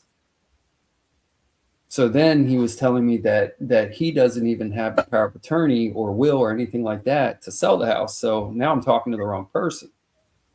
Who do you need to talk to? So then I figured I'd keep him on the phone and find that out. So then he said that he gave me the number of the person at the nursing home that controls the assets. And he said, this is the person who is in charge of selling and, getting their profits and all that kind of stuff. How did that person at the nursing home get that power? because his dad signed it over when he moved into the nursing home. Oh, he signed it over to the nursing home? Yeah, so they take all your possessions. Like Wow. you can move in for nothing basically, but they take everything you got. That's crazy work. I ain't know So they did now that. his son was still living back at the house, and the nursing home said, if his son wants to stay living at the house, they were okay with that, kind of like a reverse mortgage type deal. They're like, yeah, we're cool with that. But when dad passes away, then you got to find another place. But as long as you're keeping up the mortgage payments, so he's paying for it, the kid is. As long as you're keeping the mortgage payment up and we get the house at the end, we're going to let you stay. That But makes do they sense. want the house or do they want the proceeds from the house? They want the proceeds. Right. So figure out what that number is. It still may work as a deal. That's what I'm thinking. So here's the thing. This is something I was going to ask you about today, is because I asked him, he said they knew it was going to auction before he did. So I said, so were they just going to let it go to the auction? He said, yeah, the auction's only a month away. He's like, yeah, they're just letting it go to the auction. Yeah, you So need I'm to like, reach that's whoever that interesting. person is out there that's got that whatever paperwork. I guess they got some kind of power of attorney or some type of Yeah, they got a durable power of attorney, and that's on my list for tomorrow, is to call them and find out. I want to call two people. I'm going to call the mortgage company tomorrow and find out what is owed on it. And then I'm going to call the asset manager at the nursing home and let them know that I'm an interested party, and Wow. I'll take it so they don't have to hassle with the auction. And it sounds like they weren't expecting to get anything anyway. They were just going to sell it at the auction and be rid of it because they didn't want to have to deal with the Find asset. out what that is, because we can help get that situated a little bit better for them. Maybe. I don't know. They're asking, my question is, are you going to keep the chickens or what? No, I don't like chickens. I just eat them. They make you sign, sort of.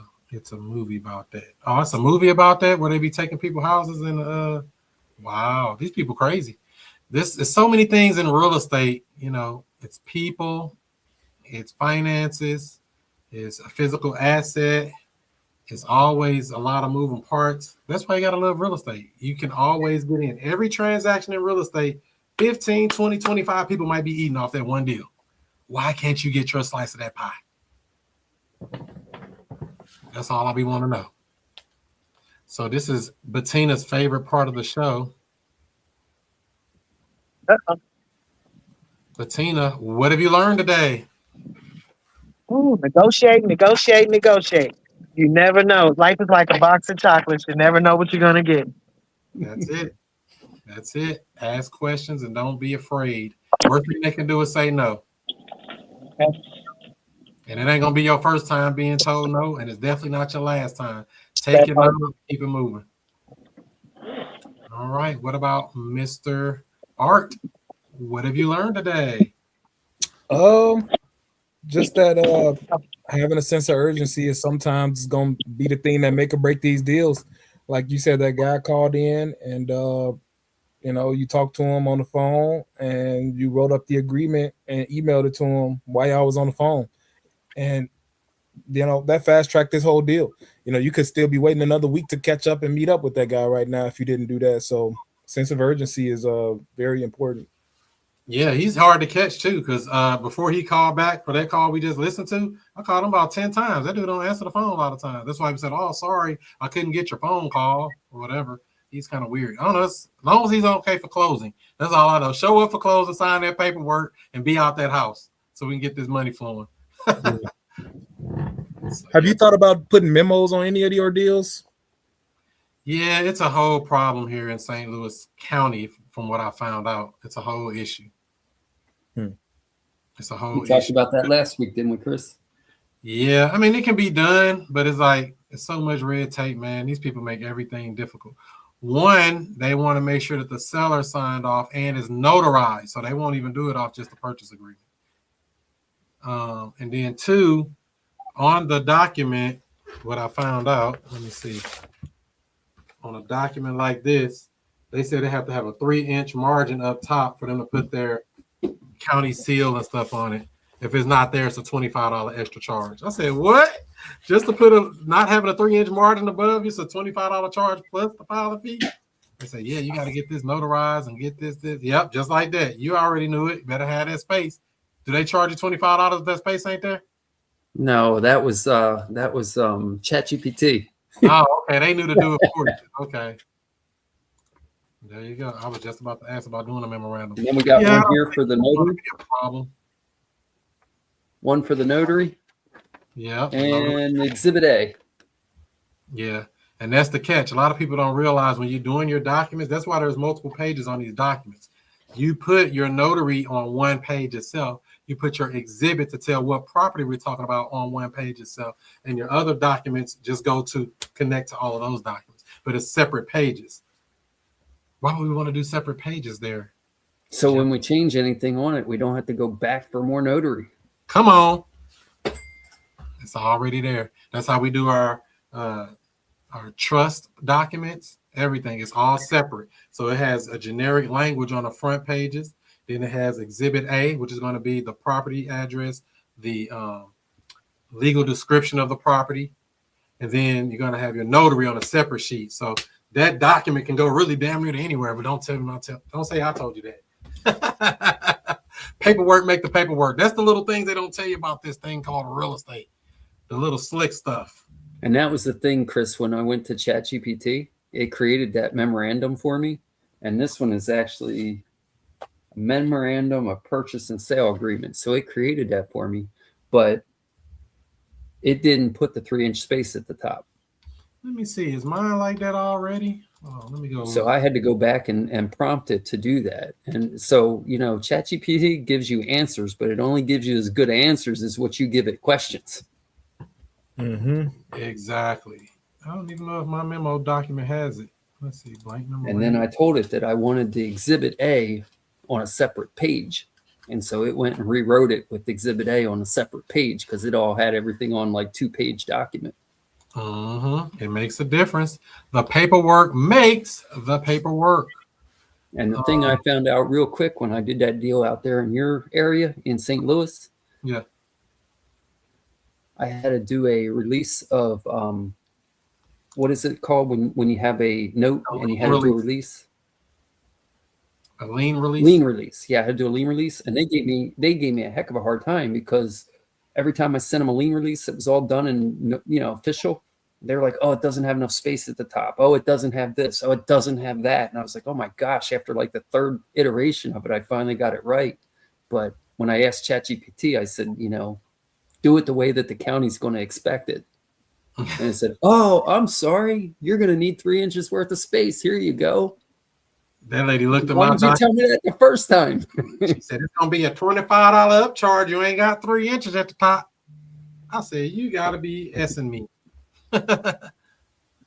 Did I ask you already, Jim? What have you learned today?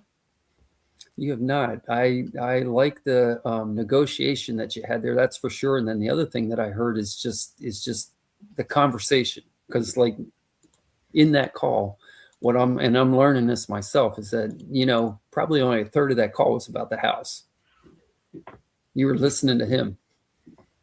That's right. We want to get him in his comfort zone, talking to us good, trying to figure out everything and working a deal out. I want to worry about what he's worried about. What are you worried about, Mr. Seller?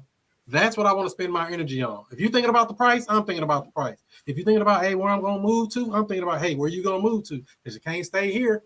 If you're thinking about whatever you're thinking about, that's what I want to focus on, not what I'm thinking about. And that's what a lot of you have to do too when we're talking to different sellers. Figure out what's important to them and talk about that. All that other stuff that's in the back of your mind, like, oh man, I wonder if I can make $100,000 off this house. No.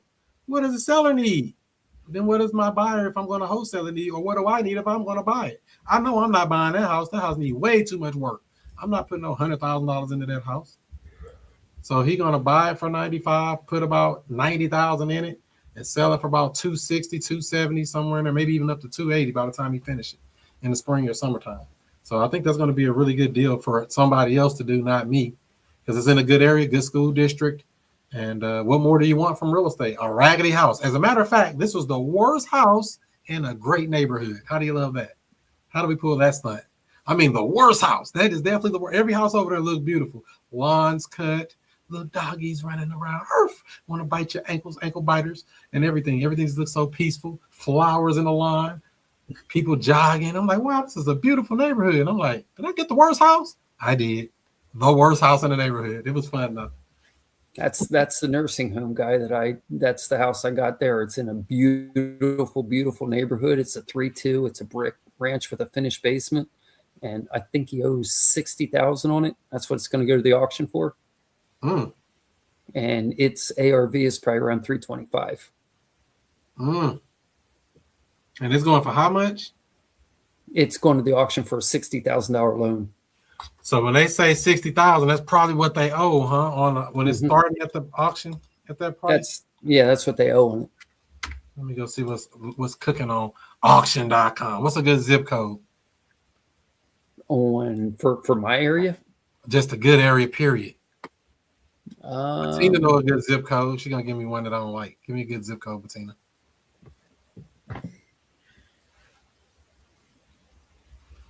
Oh, You no, it's muted. not working, Benina. No audio, Bettina.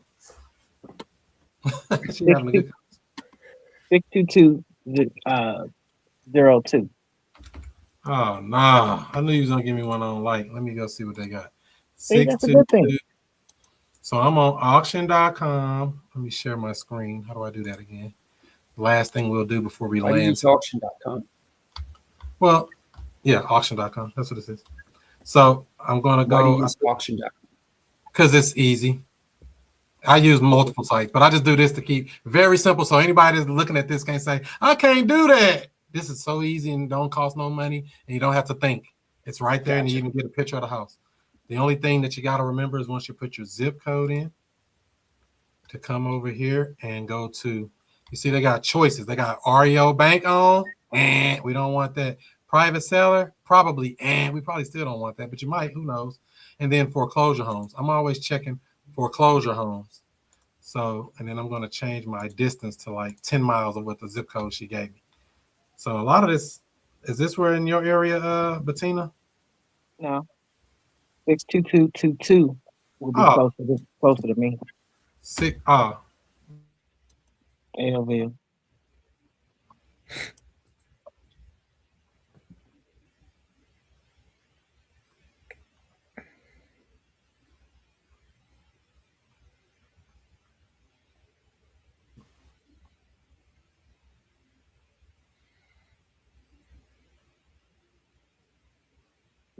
Y'all want some puppies to go with them real estate? This doggone dog had puppies. Hey, cut it. Daddy kicking their butt every time they come scratch it.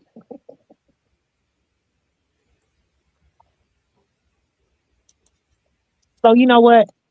I went door knocking and I got to these two places in Belleville, and I'm gonna keep contact with them. But the lady, she really didn't show herself. But we talked through her ring phone. They actually inherited the house somewhat, and they both have they're in probate, but they don't want to sell them. So I told them I don't care what it is they might need, lock me in, and ask them if it was okay if I circle back and check with them in a couple of weeks or a few weeks or what have you. And they said yeah. So I'm like, just in case if it's too much for them to handle, because they were on auction.com. Nice houses too. Nice houses. So they want to keep the house? Is that what they said? Yeah, the guy, he looked like he was strung out on something, but he just don't. I don't think he's gonna be able to keep that house. She got booted off or something in the middle of she pushed the red button by accident. So I mean, this looked like a little house that y'all might like. I don't like houses like this because it ain't got no basement.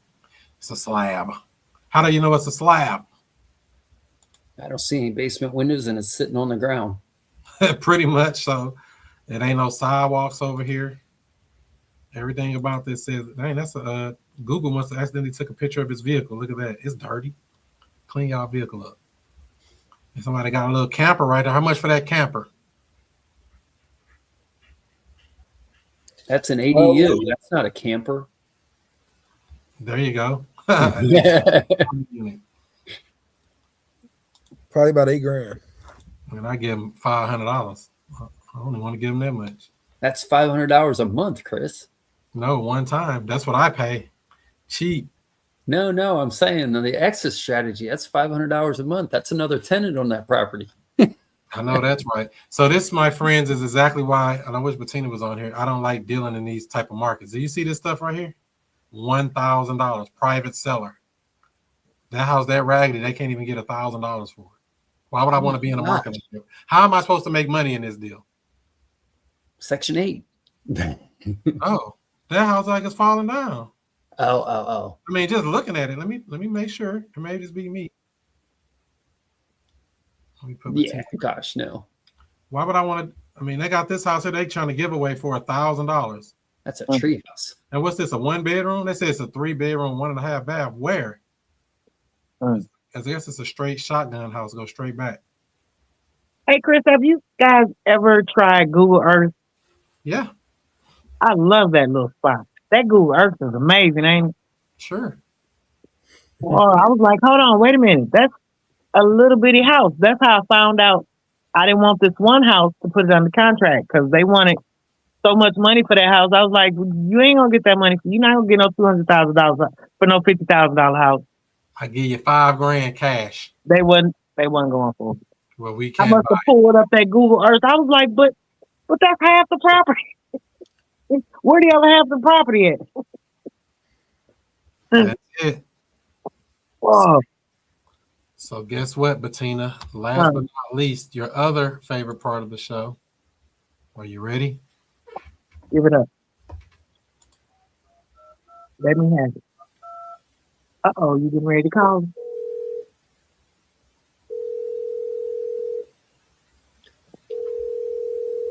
Somebody calling you, Bettina? Oh, hello? Hi. I was calling. Somebody left a note on my door about trying to buy my house or something. I'm sorry, who's this? This is Chris. Chris, how you doing? Yeah, that was probably my partner or myself. One of us may have left. What was the address of the property that you had? 731 Mildred Avenue. Oh, hang on a second. Let me see. Mildred. You know what? That's in our neck of the woods. We were actually in that area trying to put together properties, and we actually saw that property in distress. And so it's empty. I inherited it. I'm just going to sell it and get rid of it. I don't want to keep playing around with it. Okay, you know what? How much do you anticipate getting for it? 20,000. 20,000. How many bedrooms? How many bathrooms? 3-bedroom, 1.5 bath. Well, you know what? Let you give me everything that's wrong and everything that's right with that property. I don't even know, to be honest. I inherited it. I ain't been there since I was a little kid. I inherited it, and I don't even live in town. So I'm just going to sell it as is to one of you local people. And can you go any lower than that? What do you mean? Any lower than my voice? You want my voice lower? No. Can you bring the price down a little bit lower? Maybe I can help find you a buyer for that property. Oh, you're not a buyer? Oh, I'm sorry. Well, my partner is a buyer, but I know he's going to want numbers way far lower than that. Oh, okay. Because he usually brings all cash, so it's got to be much lower than that if you want all cash and to walk away and take care of life. And don't worry about the house anymore. Call this other guy. His name is Jim on my list here. I was calling everybody to see which one of you guys were going to give me 20,000 for this house. Oh, are you able to do that, or you're not the buyer? Is that right? Well, you can't go any lower than 20,000. Well, why would I do that? Why wouldn't you do that? You don't know anything about the house. Okay, Chris. Well, I mean, we got some taxes we got to pay and stuff like that, and a funeral. So, that's why I say 20,000 will get us covered. Okay. Well, I'll tell you what. Let's go ahead. I'll send you an agreement. We can, work with the 20,000, but we may have to go down a little bit further than that. Just a little bit further than that. I mean, you can go out and take a look at it if you like. The back door is open. Oh, okay. So that means anyone can access it? Yeah. That's what somebody told me. The neighbor told me that. So, like I said, I'm not even in town. They told me the back door was open. Okay. How long? It was like some cats going in and out of there or something. Oh Lord, how long has it been since since the doors have been open? Since you've known about this? Oh, I just found out about this today. That's why I said I'm going to go ahead and sell it. I'm not going to keep playing with this house. Oh, okay. So I'm gonna send you over a contract and not sorry, Got chills. agreement so that we can try to work with the 20,000.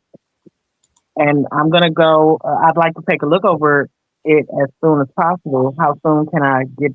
Oh well, you said the door was open. Never mind that. Yeah, go ahead and take a look at it, and then let me know if that 20,000 works, and we'll Okay, go. you know what?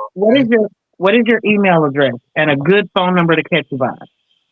Well, the number I'm calling from is on your caller ID. You can reach me on that number if you want to email me. As a matter of fact, I'm just going to text it to you. I'm going to text you my email address after this call. It's kind of long. Yeah, go ahead. I'm fine. I have a pen in my hand. Chris@futurecashflowclub.com. Slow down. See, that's why I'm going to text it to you. That's all I'm going to do. You got to be patient, Kemosabe. Patient. I don't have no patience, ma'am. So I appreciate it. I'll try again later, all right? Or I'll wait to hear back from you guys once you go take a look at it, okay? Okay, give me that email one more time. Chris@futurecashflowclub.com. Chris at futurecashflowclub.com. Okay. Yeah, that's it. Gotcha. And I'll this just is text it to you. It should be in your phone. 802-94460 work. Yeah, that's it. You got And everything. no backup numbers just in case. No, I'm okay. I'm gonna be here. Like I said, I'm gonna call these other people to see who can give me this 20,000, and I want to get rid of this house. I need to sell it. Okay, so I'm going to send you an agreement. Sign the agreement and send it back, and then we'll be on our way headed to that house, and we can pretty much negotiate a price. Is that okay? Yeah, I'd rather for you to go ahead and take a look at it first. Make sure you like it because it needs some work. I want to make sure it works for you guys, and then we'll do whatever paperwork we need. Okay? So I will actually go over sometime tomorrow. Okay, I appreciate it. What was your name again? My name is Miss B for Bettina. Miss B. Have a good evening. You as well. All right, Art. Tell her the good, the bad, and the ugly. Oh, y'all caught me off guard. Back to the basics. Did you qualify him, Bettina? I did not. What information do you think you got from him? Is that he inherits the house and he doesn't even know anything about the house. Well, how could I qualify him? By asking questions. Except that they have bills. Oh, I should have asked them what kind of bills and how much were the bills. What did they need to walk away with, right? So what I have here is you did ask about the price. Mm-hmm. Timeline. I didn't even ask when. You did ask about a couple of bedrooms and stuff like that. I'm not sure if that was enough to actually get a real good idea. He said the back door was open though, so that kind of gives you some idea. But That's a junker. as far as timeline and motivation, I didn't really see those come through. I know he said he inherited the property, but that don't necessarily mean that's why he looked like a cutout. Did you catch that? Some of it faded out. Are you still there, Bettina? Or is she froze? Like she's stuck right now. Everybody do the Bettina. I should have asked. Stuck in time. Froze in time. But I will say for sure that this was definitely one of the better calls I've heard Bettina do. For sure. For She sure. didn't seem as lost as she seemed in the past on some of these things. So Bettina, if you're still listening, just remember just the same 4 pieces of information: timeline, condition, motivation, and price. If you get that stuff on your first call, then you off to a really good start. That's it. You have to stick to the fundamentals. No matter what kind of craziness people throw at you, we need to understand somewhere in this conversation, we need to understand what you're trying to accomplish here. What is your goal? What would you like to happen? How much do you want? Even though he told 20,000, I just used that ugly house we were just looking at as an example template. A total junker. I thought she was going to say something like, "Hey, I just looked online. It said auction for $1,000." Say, no, that's the next door house. No, but she didn't say that. What did you think about that call, Jim? One of the things I had a question about is, as far as qualification, would it be to ask if he's even in a position, or are you even in a position to be able to sell the house? Like, because of the inheritance thing, seems like there's just a lot of questions around that whole inheritance thing. What you said is always some issues. We need to understand. You say you inherited. Have y'all did paperwork already to transfer it to you, or is that still in process? Where you at with that? You know, we have to understand it, but that is a little more an advanced question for somebody that knows the game. You know, coming in brand new, you may not know to ask something like that, but that is something important. Are we even talking to the owner of the property? Are you the only owner? That's one way we can qualify that. Are you the only owner, or are there other people that need to sign off on this too if we did come to an agreement? Oh, it's me and my sister. Oh, it's me and my cousin. Oh, it's me and her daughter. Whatever. We have to understand anybody before we try to close anybody. Come on. Get back in here, Bettina, because I had something special just for her to help her out. Get back on there, Bettina. Unless she's just watching. Well, nevertheless, my thing is, and I, like you said, Art, it's been better calls every time. The only thing is, it's a crutch. She's locked in on that price so hard that everything else is not important. So I got to break her from that if she can get back on here whenever she does, if she does. Don't be so caught up in one of the four pillars: timeline, condition, price, motivation. Out of those four, which one is the most important?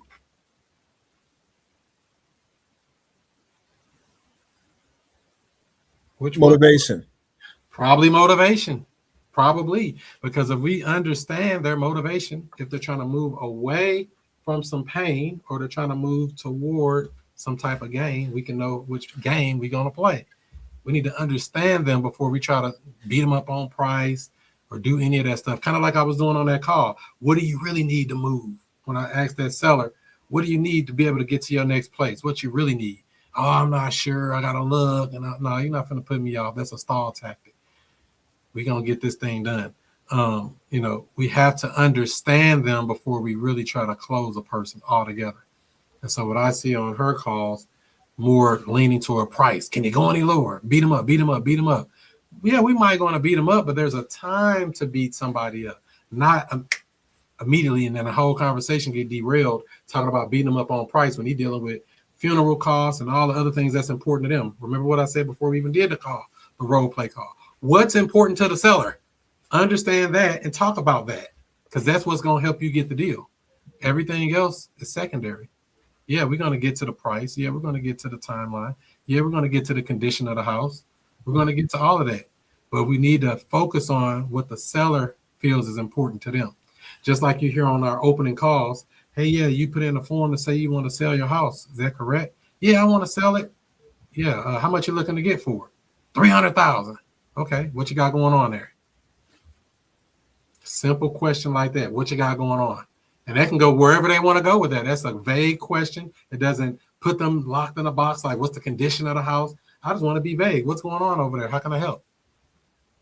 And let them spill it off on you. Yeah, well, my dog died. My wife left me. This happened and that happened. All their story. Whatever's important to them going to rise to the top automatically just by the right questions. Is that making sense? Yes. Chris, one of the things I was wondering in that call. What'd you say, Jim?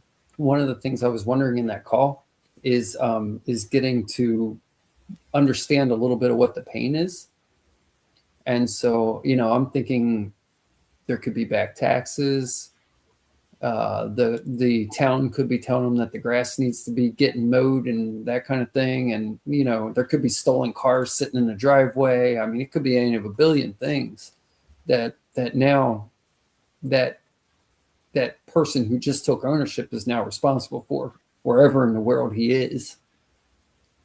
Right. And it's then like the that other seller I thing, was talking to, his whole motivation is, I don't want to be over here because I don't like the neighbors. I got to get out of here. They're too uppity, because he's kind of, you know, for better words, he's kind of a dirty guy, whatever, but he's a person, you know. So, and that neighborhood is very clean and pristine. Like, you don't belong here. He even knows it. I don't belong here. And if somebody tell me I don't belong here, I got to get out of here, I need to sell this thing, I'm going to help you sell this thing. You told me you wanted to sell it. I'm your buyer. I'm your Huckleberry. Sign right here and here. Walk them right through it. Bettina, did you get to hear any of the feedback on your call? No, my phone died. I threw it on charge real quick, y'all. I'm so sorry. I got back in and didn't even put it on charge. It's on charge now, though. So Yeah, so basically what I okay, was can I saying, get my feedback, please? yeah, so the basic thing that I was saying is to not be so focused on the price. You know, can you go any lower? Can you go any lower? That's kind of, what do we want to call that? Pressure sales tactics. Yeah, we might beat them up on price, but there's a time to beat them up on price. It may not be right then and there.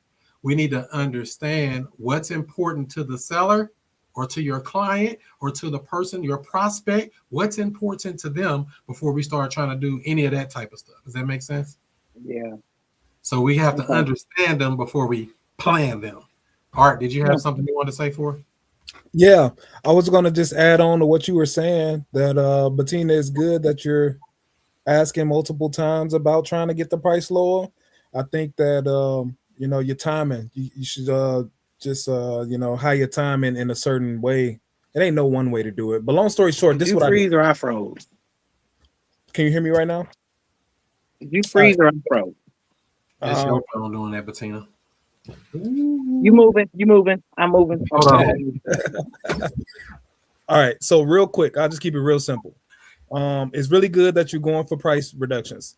One way that you can go about that is early on in the call, if you ask them what price they're looking to sell, and then from there, you kind of spend more time focused on your other pillars.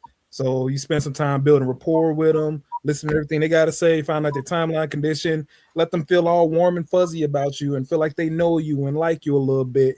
And then you come back towards the end and you ask them again, what's the best price they can do. If you do that, you're going to for sure get price reductions, and it's going to seem like way easier that way, for sure. Because I felt pressure now. Yeah. Don't be pressuring people on price because we don't understand him. Price might not even be his motivation. He just might want to get rid of it. I just want to make this easy, clean, and don't have to come back to St. Louis dealing with that raggedy house.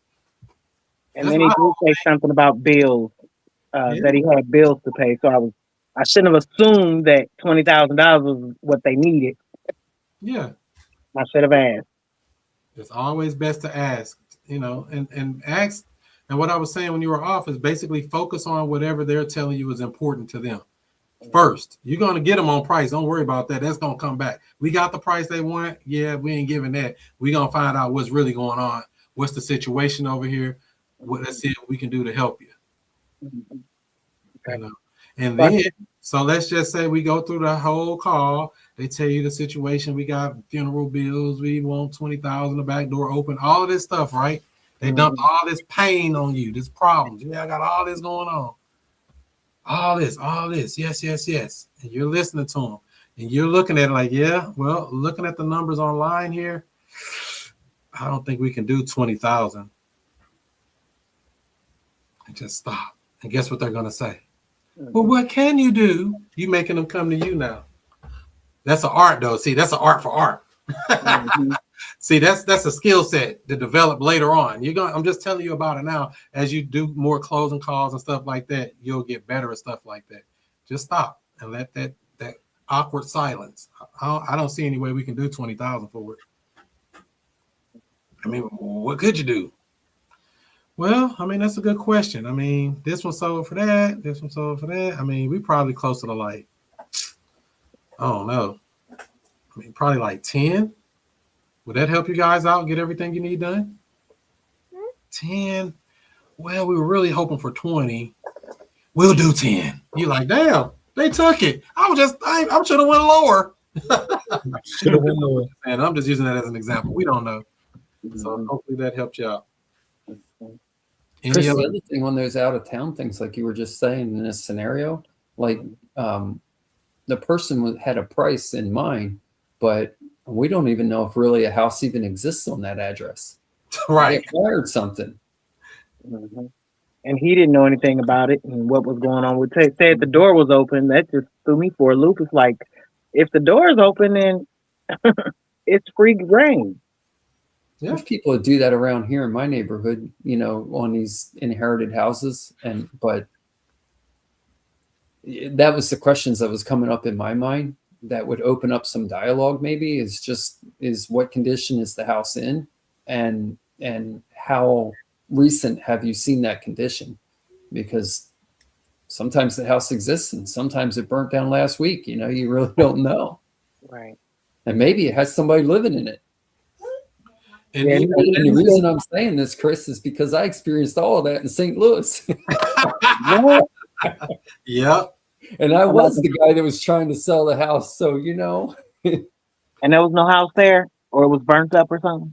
No, I acquired a house in St. Louis because I took it back at auction, and I was thinking, you know, oh, I'll find a buyer for it, and you know, just a couple weeks it'll take me to sit on it to find a buyer for it. And no sooner did it come into my name, the city got a hold of me and said the grass needs mowed. There's a stolen car in the garage. There's like people living in it, and I was like, oh my gosh. They're like, get these people out. And I'm like, man, I didn't even realize until just like right now in this moment, I've got now what I thought is I need to get rid of a house. Now I've got a huge liability because I got people living in it that are squatters. I got a stolen car in the garage that's stripped down, and I got a yard they're giving me a hard time about. And I'm like, and I'm responsible for it now because I'm the owner. So what did you end up doing? Wound up selling it as quick as I could. And there was a lady in town that wound up buying it from me, and she took care of getting the people out and getting the cars out and getting everything taken care of. And it was a deal we structured because the house wasn't worth anything, but I was able to create a note on an owner finance deal, and I wound up selling it for twice what it was worth on owner finance. Oh, okay. That sounds good. Okay. She picked up a house for $49,000 that was only worth $25,000. But the only reason why she was willing to pay $49,000 for it was because she didn't want to tap her credit. So I said, how about if I owner finance it and we'll do a 3-month balloon? You balloon me out in 3 months and we're good. So I did it on a 0 interest owner finance, and I wasn't really caring about the interest because I already agreed on a price. And she now is the owner of it. So now the headache's hers. And if she doesn't pay me in 3 months from now, then I'll foreclose one more time. And it's her headache in the meantime. Exactly. They're 100% responsible for the maintenance and repairs. So I just pawned off the headache is what I did. That's it. That's why you have to understand what people are looking to accomplish. And coming back to your call, Bettina, if a person tells me, hey, yeah, the back door is open, I'll be asking them, why is that? Did you want it open? Did you need assistance? I can get my locksmith over there to lock that place up. Be a resource for people, not just beat them up on price. I really want to help you overcome a challenge that you got. And that's how you get deals, like truly helping a person solve a problem, not just I'm going to give you $2 for your $1 million house. Yeah, I didn't think of that. That would have been a good one too. Lead with your heart. Be the real you. So you're trying to be the investor you. Be the real you. Lead with your heart, Bettina. Be just really helpful. Hey, I mean, what can I help you guys with? I mean, I know you're out of town. And you say the house is open. I mean, did you want to get it secured? I know a locksmith. You know, something. You know, try to see what they want to do. Okay. And then we can help you do that. And in the meantime and in between time, we still can buy your house. Right. Because you are a resource. All the other investors ain't talking like that. Everybody else trying to beat them up like you doing. I don't want to sound like nobody else on the phone. I'm me. I'm going to see what I can do to help you out. Have you done something like that before, Art? Oh, Art's muted. I was just saying, absolutely. When I'm talking to a seller, I'm trying to figure out what value can I bring to that seller. Hopefully I can do something that someone they might have talked to before is not willing to do, and that might be what it needs to get over the edge. Sometimes these people just need someone that they connect with, and then, you know, even if you're not into it for the deal, or maybe it don't look like it's going to work, sometimes you could just help people out in the time, and then, you know, sometimes that stuff come back around too. Like that lady I'm dealing with that came in as a lead last month that didn't make her first month payment on her 3-month trial payment. I can't do nothing with that lady but a short sale. She know it. I checked in on her. Hey, just checking. Is everything going okay? I'm not doing nothing with that house. But if something was to come up of that house, who's she gonna call? Chris, So she was late on her first 90-day payment.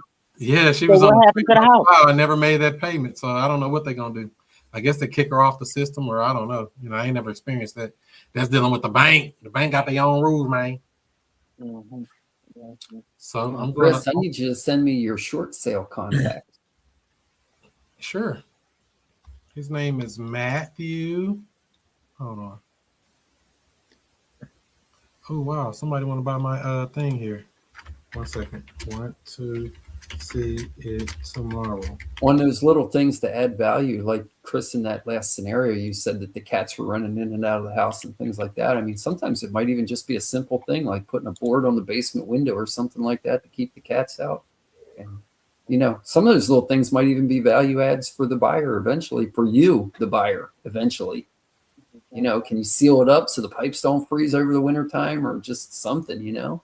Matter of fact, I had to do that on that other house we closed in Florissant. I spent $100 and winterized that house. I didn't have to do that, but I wanted to protect my investment. I mean, even though I was wholesaling it, I'm like, $100. I'm not going to mess the deal up for $100. I winterized that house. $130 I had to pay that dude to go over there and pour the stuff down there and, you know, empty the water tank and all of that, because it was cold out there. I'm like, I ain't gonna lose no. What we do on that deal? 15 grand?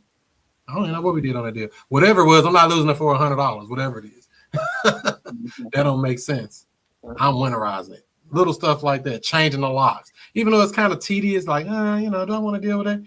Really be a resource, like Art said. Be a resource. Be valuable to the marketplace. You don't get paid by the hour. You get paid by the value you bring to that hour. Are you bringing value to the hour?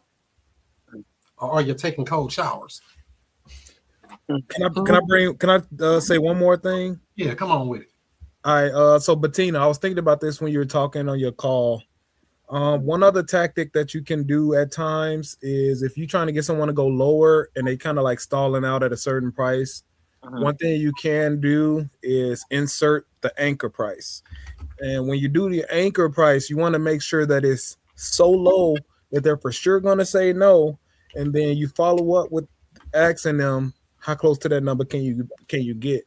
That's going to help you cut through like a lot of fluff with some of these people. Just keep that ain't always like it ain't always a great timing on that. So you got to know when to use it, but just remember that the anchor super low and see how close they can get to it. That's going to tell you if they're really motivated, and you might get the actual lowest price at that point. Right. Okay. I've even said that to people on the phone. If you listen to some of my calls, they tell you, oh, I want 100,000. My system telling me 53. My system telling me 53. 53? No. That's what the system say. I mean, I don't know. You gotta blame it on the system. Blame somebody. It ain't me. 53. I can take that. Like, oh, damn, I ain't go low enough. No. Part of the game. But we're going to open up the floor now to questions, comments, concerns before we land this plane. If you got one. And I sent you that short sale person in the side chat there. Oh, awesome. Thanks. Jim. Questions, Bettina? You always got questions. You ain't never ran out of questions. So, okay, when you follow up with individuals that are inheriting houses, and at the time they said they weren't wanting to sell it. Now, I do know they're in probate, right? But how do I address those people when I call them back? I mean, I don't want to call them back saying, you know, hey, did you give up? I don't want to do that. Well, to be honest with you, I wouldn't spend a lot of energy on that. I'm looking for somebody who needs to sell, not who wants to sell, who's thinking about selling. I want somebody who needs to sell. Like, hey, I got to get up out this house, man. Can you get this thing done before the month ends? That's who I'm looking for. So I really couldn't. We're not looking to create motivation. We're looking to find people who are motivated. Okay. We can't make them motivated to sell you no house if they don't want to sell it. No. We want to find somebody who already got the motivation, and we're just going to help them get to the goal that they want to do. Okay. Good question. Chris, yeah, I got a question. So I'm talking to a lady, and she, like I mentioned earlier in the call, and she wants to stay in the house, but she's looking to get money from her family. It's probably very doubtful that she's going to come up with the money. I'm thinking I'm going to come in and get her to sign a contract with me, and I'm going to be like her plan B. So I'm going to go ahead and run with it like we're buying it. And then not going to spend any money on title and insurance and all that kind of stuff yet, but going to run it like we're buying it. And then when she comes back and says that her family didn't come through, then I already have my buyer lined up. I already have everything ready to execute on the deal. Well, I mean, as long as they want to sell it, I mean, I don't get too far ahead. I don't want to put the cart before the horse. As long as they really need to sell, want to sell, motivated, and mentally out of the property, because that was one of the concerns with this particular property on the dude with this blue bathroom. Is that dude going to be out? That's why I asked him on the phone. Hey, yeah, I mean, how soon is it going to be before you're out of there? I don't know what he's taking with him or not. That house so junky, I couldn't tell. When are you going to be out of here? That's the same thing with her. Where's she going to go if she had to go? That's her big concern. I think, I mean, I don't know if it is. I would be asking, if you had to leave, where would you go? If you had to sell this property, where would you move to? We need to understand that before I try to get too deep in the weeds and finding buyers and doing all of that. I need to make sure they're situated first. And that's what I'm trying to get her to think about right now, because she still wants to focus on she's getting this money from her family that nobody's going to give her. So I'm trying to introduce the idea, well, what if that doesn't happen? And from that angle, then what does it look like? Where would you move to? And she's given me an idea of an area where she'd like to move to and stuff like that. So I'm trying to get her to think along those lines, because in reality, that's probably where it's going to end up. And that's all you can do is follow up. I wouldn't even be giving her no numbers right now. I wouldn't even be telling her how much cash I'm giving you and none of that. I would just be planting the seed. We can help you out, stop the auction, and help you get resituated. I wouldn't be talking numbers with her. Me personally. There's no reason to, because now if you give her a number and somebody else come knock on her door right after you, they compare numbers and now you're competing and stuff. I don't want to have to compete like that. So if they don't know what my number is, ain't nothing to compete against. Why don't I just put it under contract for the number that I know I can get it for? Oh, well, why not? Well, And if then she's willing to if do her that, family money comes through, then I just tear the contract up. if she's willing to do it, I don't see nothing wrong with it. Why would she sign a contract if she got another plan? Well, she has a plan of getting money, but 9 times out of 10, what I find is these people can never get their money. And then I wind up losing the deal because it goes to auction because they sat on their hands. Where I'm thinking if I would have just locked it up under contract, because I'm the only one that's talking to them and I'm coming in as the person that's helping them out, bringing value, then they don't want to talk to anybody else now because I got a contract with them. Now, what I risk is that my contract might be something that if they do get the money, then we tear it up. But I'm thinking that if I'm getting a good deal and I really don't think that she's going to be able to come through with the money, then I don't really have anything to lose. I'm not putting any money into it until she, till she commits to saying this is it. That's why I say just wait. Just if she's willing to do it, yeah. But I wouldn't even be over worried about it, to be honest. It's just follow up. Because when she's ready to pull the trigger, she just need to know that you're the one that's going to help her get through this and avoid the foreclosure, help her get whatever she needs. She told you her pain is, and get her resituated. That's all she need to worry about. And follow up with her every, 3, 4, 5 days or something like that. And she's hard to get a hold of. So that's another thing. It makes it good for me. She only has a landline. She doesn't have a cell phone. And she's home sometimes and sometimes she's not. So any wholesalers that are out there, anybody that's in my market, unless they know and make an appointment with her, they're not going to find her. What else does she need? What does she need? Does she have food, water, heat, air? What does she need? Well, right now, we're very tempered. Our climate is right now. So she doesn't need anything that way. And she's got herself covered. But, but I understand where you're going with that. That's the question for her, though. I mean, what do you need? I mean, are you okay? Are you doing okay? And let her answer. Just an open question. Oh, man, I'd be all right if I had a pack of Raymond Smack noodles. Oh, man, that's $3. In a minute. You see what I'm saying? But that's what I say. Amazon delivery. Yeah. They have a DoorDash or Instacart or one of them people bring that food on over there and they're good to go. Mm-hmm. Any other questions, comments, concerns? Nope. Give this video a thumbs up, give it a like, give it a share if you care. And I'm gonna get back with you. Guys. Wait. No. Wait. The doors of the church is closed. I'll write a letter. No, what you got? I need one of those or at least to know what I need to send to the person for the permission to stop the foreclosure, to negotiate whatever with the bank. Well, it's not a negotiation. We're just stopping the auction because we're buying it. Okay, but don't we need permission from the owner? Purchase agreement is the permission. Okay, So so under contract to say you're buying the property. Now we have what's called equitable interest. We're the buyer. We ask their bank, what do you need to stop this auction? We're buying this house, and then they'll tell you. okay, so I don't need the owner's permission to go talk to the bank. Well, it helps, yes. Yeah, it does help because it depends on what bank it is. Some banks act real stickly about that, and some don't. Just depends. I always get 2 documents signed: purchase agreement and authorization to release on anything like this stuff we're talking about here. Purchase agreement to say we're buying the house, and authorization to speak to the bank every time. Just because I know I'm going to have to speak to the bank eventually, especially if I'm taking it over in any kind of way. Somebody got to be able to call the bank and see what's going on. Okay, somehow I didn't find that in sub 2, the authorization paper. Let's see here, because they don't have one.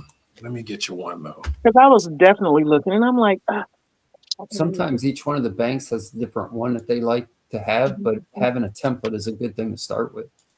And if you're using U.S. Bank, you got to have a PIN number on there. Yeah, you have to do that with new res and Shell Point now too. I think sometimes Everybody's starting to do that. So I might as well just update this document and put PIN and put a little spot to write it in. yeah. Put it in the document.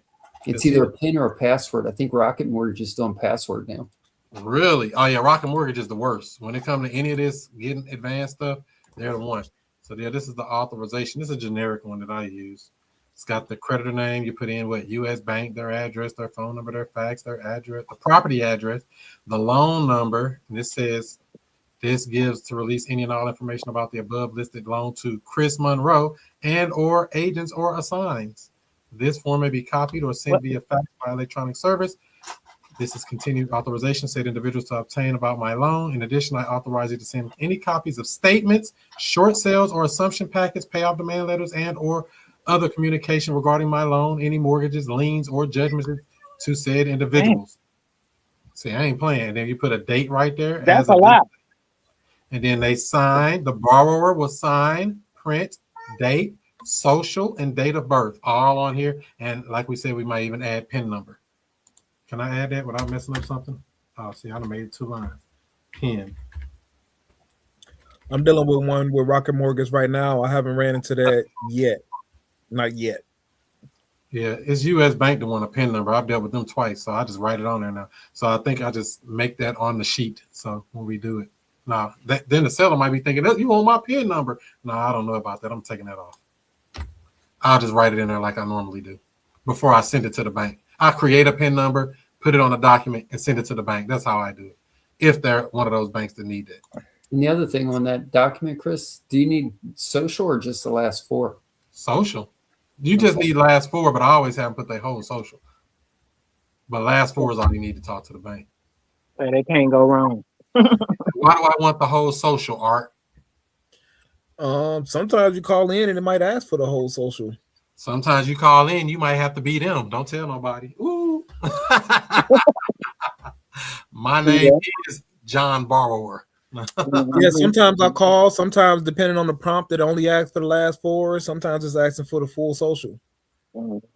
Yeah. So definitely want to have that full form filled out because that's exactly what you need when you call in on their behalf. For sure. I'm just always careful on what I write and document as far as the whole social, because when the information business that I do 9 to 5, that's tricky information. Puts you in a lot of legal stuff. Well, the thing is, if you're purchasing the house, like you're actually going to be closing on it, I want the whole social because I don't want to go back to talk to that seller about nothing. Right. So that's why I just generically go all the way the full social. Some of my sellers put in the last 4. I don't say anything to them. I just use it and it's okay. But if I'm going to close, when they do that limited power of attorney or that durable power of attorney at closing, full social. We don't want to come back to the ask the seller nothing. So hope that helps everybody. Any other comments, questions, concerns? It does. Well, I appreciate that. Well, I appreciate you. I want to send you an email with that document on it as well, so you'll have it, Bettina. Mm-hmm. You'll be ready to roll. Yeah, so I'm having a A barbecue, y'all. I'm having a paint party. A paint party. Yeah, I'm gonna throw some meat on the grill. Everybody know how to paint. Can just come on over and eat after they paint. That's They can right. eat after they paint. I know that's right. So get your paint on. Catch you next That week. part. Have Do a what good you one. do. Be who you be. And I'll see you before you see me. Good night. So I want to get into real estate, but don't know where to start. Well, what I would say is to join the Future Cash Flow Club. It's a community of investors where we talk about wholesaling, we talk about creative deal structuring, buying houses subject to, all of the creative stuff that everybody's talking about. You don't need a real estate license or any of that. Wow, where do I sign up? Well, I would say go to futurecashflowclub.com. That's futurecashflowclub.com. You can even get a free trial. Try it out today. So yes, I basically just wanted to remind everybody exactly how the Future Cash Flow Club works, because I've been getting a lot of messages like, what is that about? How does it work? It's basically a group. So you see how I do these live seller calls, things like that. You get to get all the replays for all of those. You actually can get the paperwork, purchase agreements, assignment agreements, cancellation agreements, addendums, all of that stuff that you need if you sign up for the elite package at futurecashflowclub.com. Or if easier, it's probably you can just go check it out for a free trial. Lots of goodies in there, behind the scenes stuff, actual help with your deals. If you want to communicate, say, hey, I'm stuck on a deal, I need some help, I'm looking for lenders, I'm looking for whatever, I'm a resource for you. So all you have to do is be part of the club. futurecashflowclub.com. Check it out. I don't know what you've been doing. You been asleep? Let me wake you up with something. Straight up. Yeah. Allow me to reintroduce myself. I'm Chris Monroe. R to the O-E. I flip houses, rent cars, and make money. You know I'm not no motherfucker dummy. This how we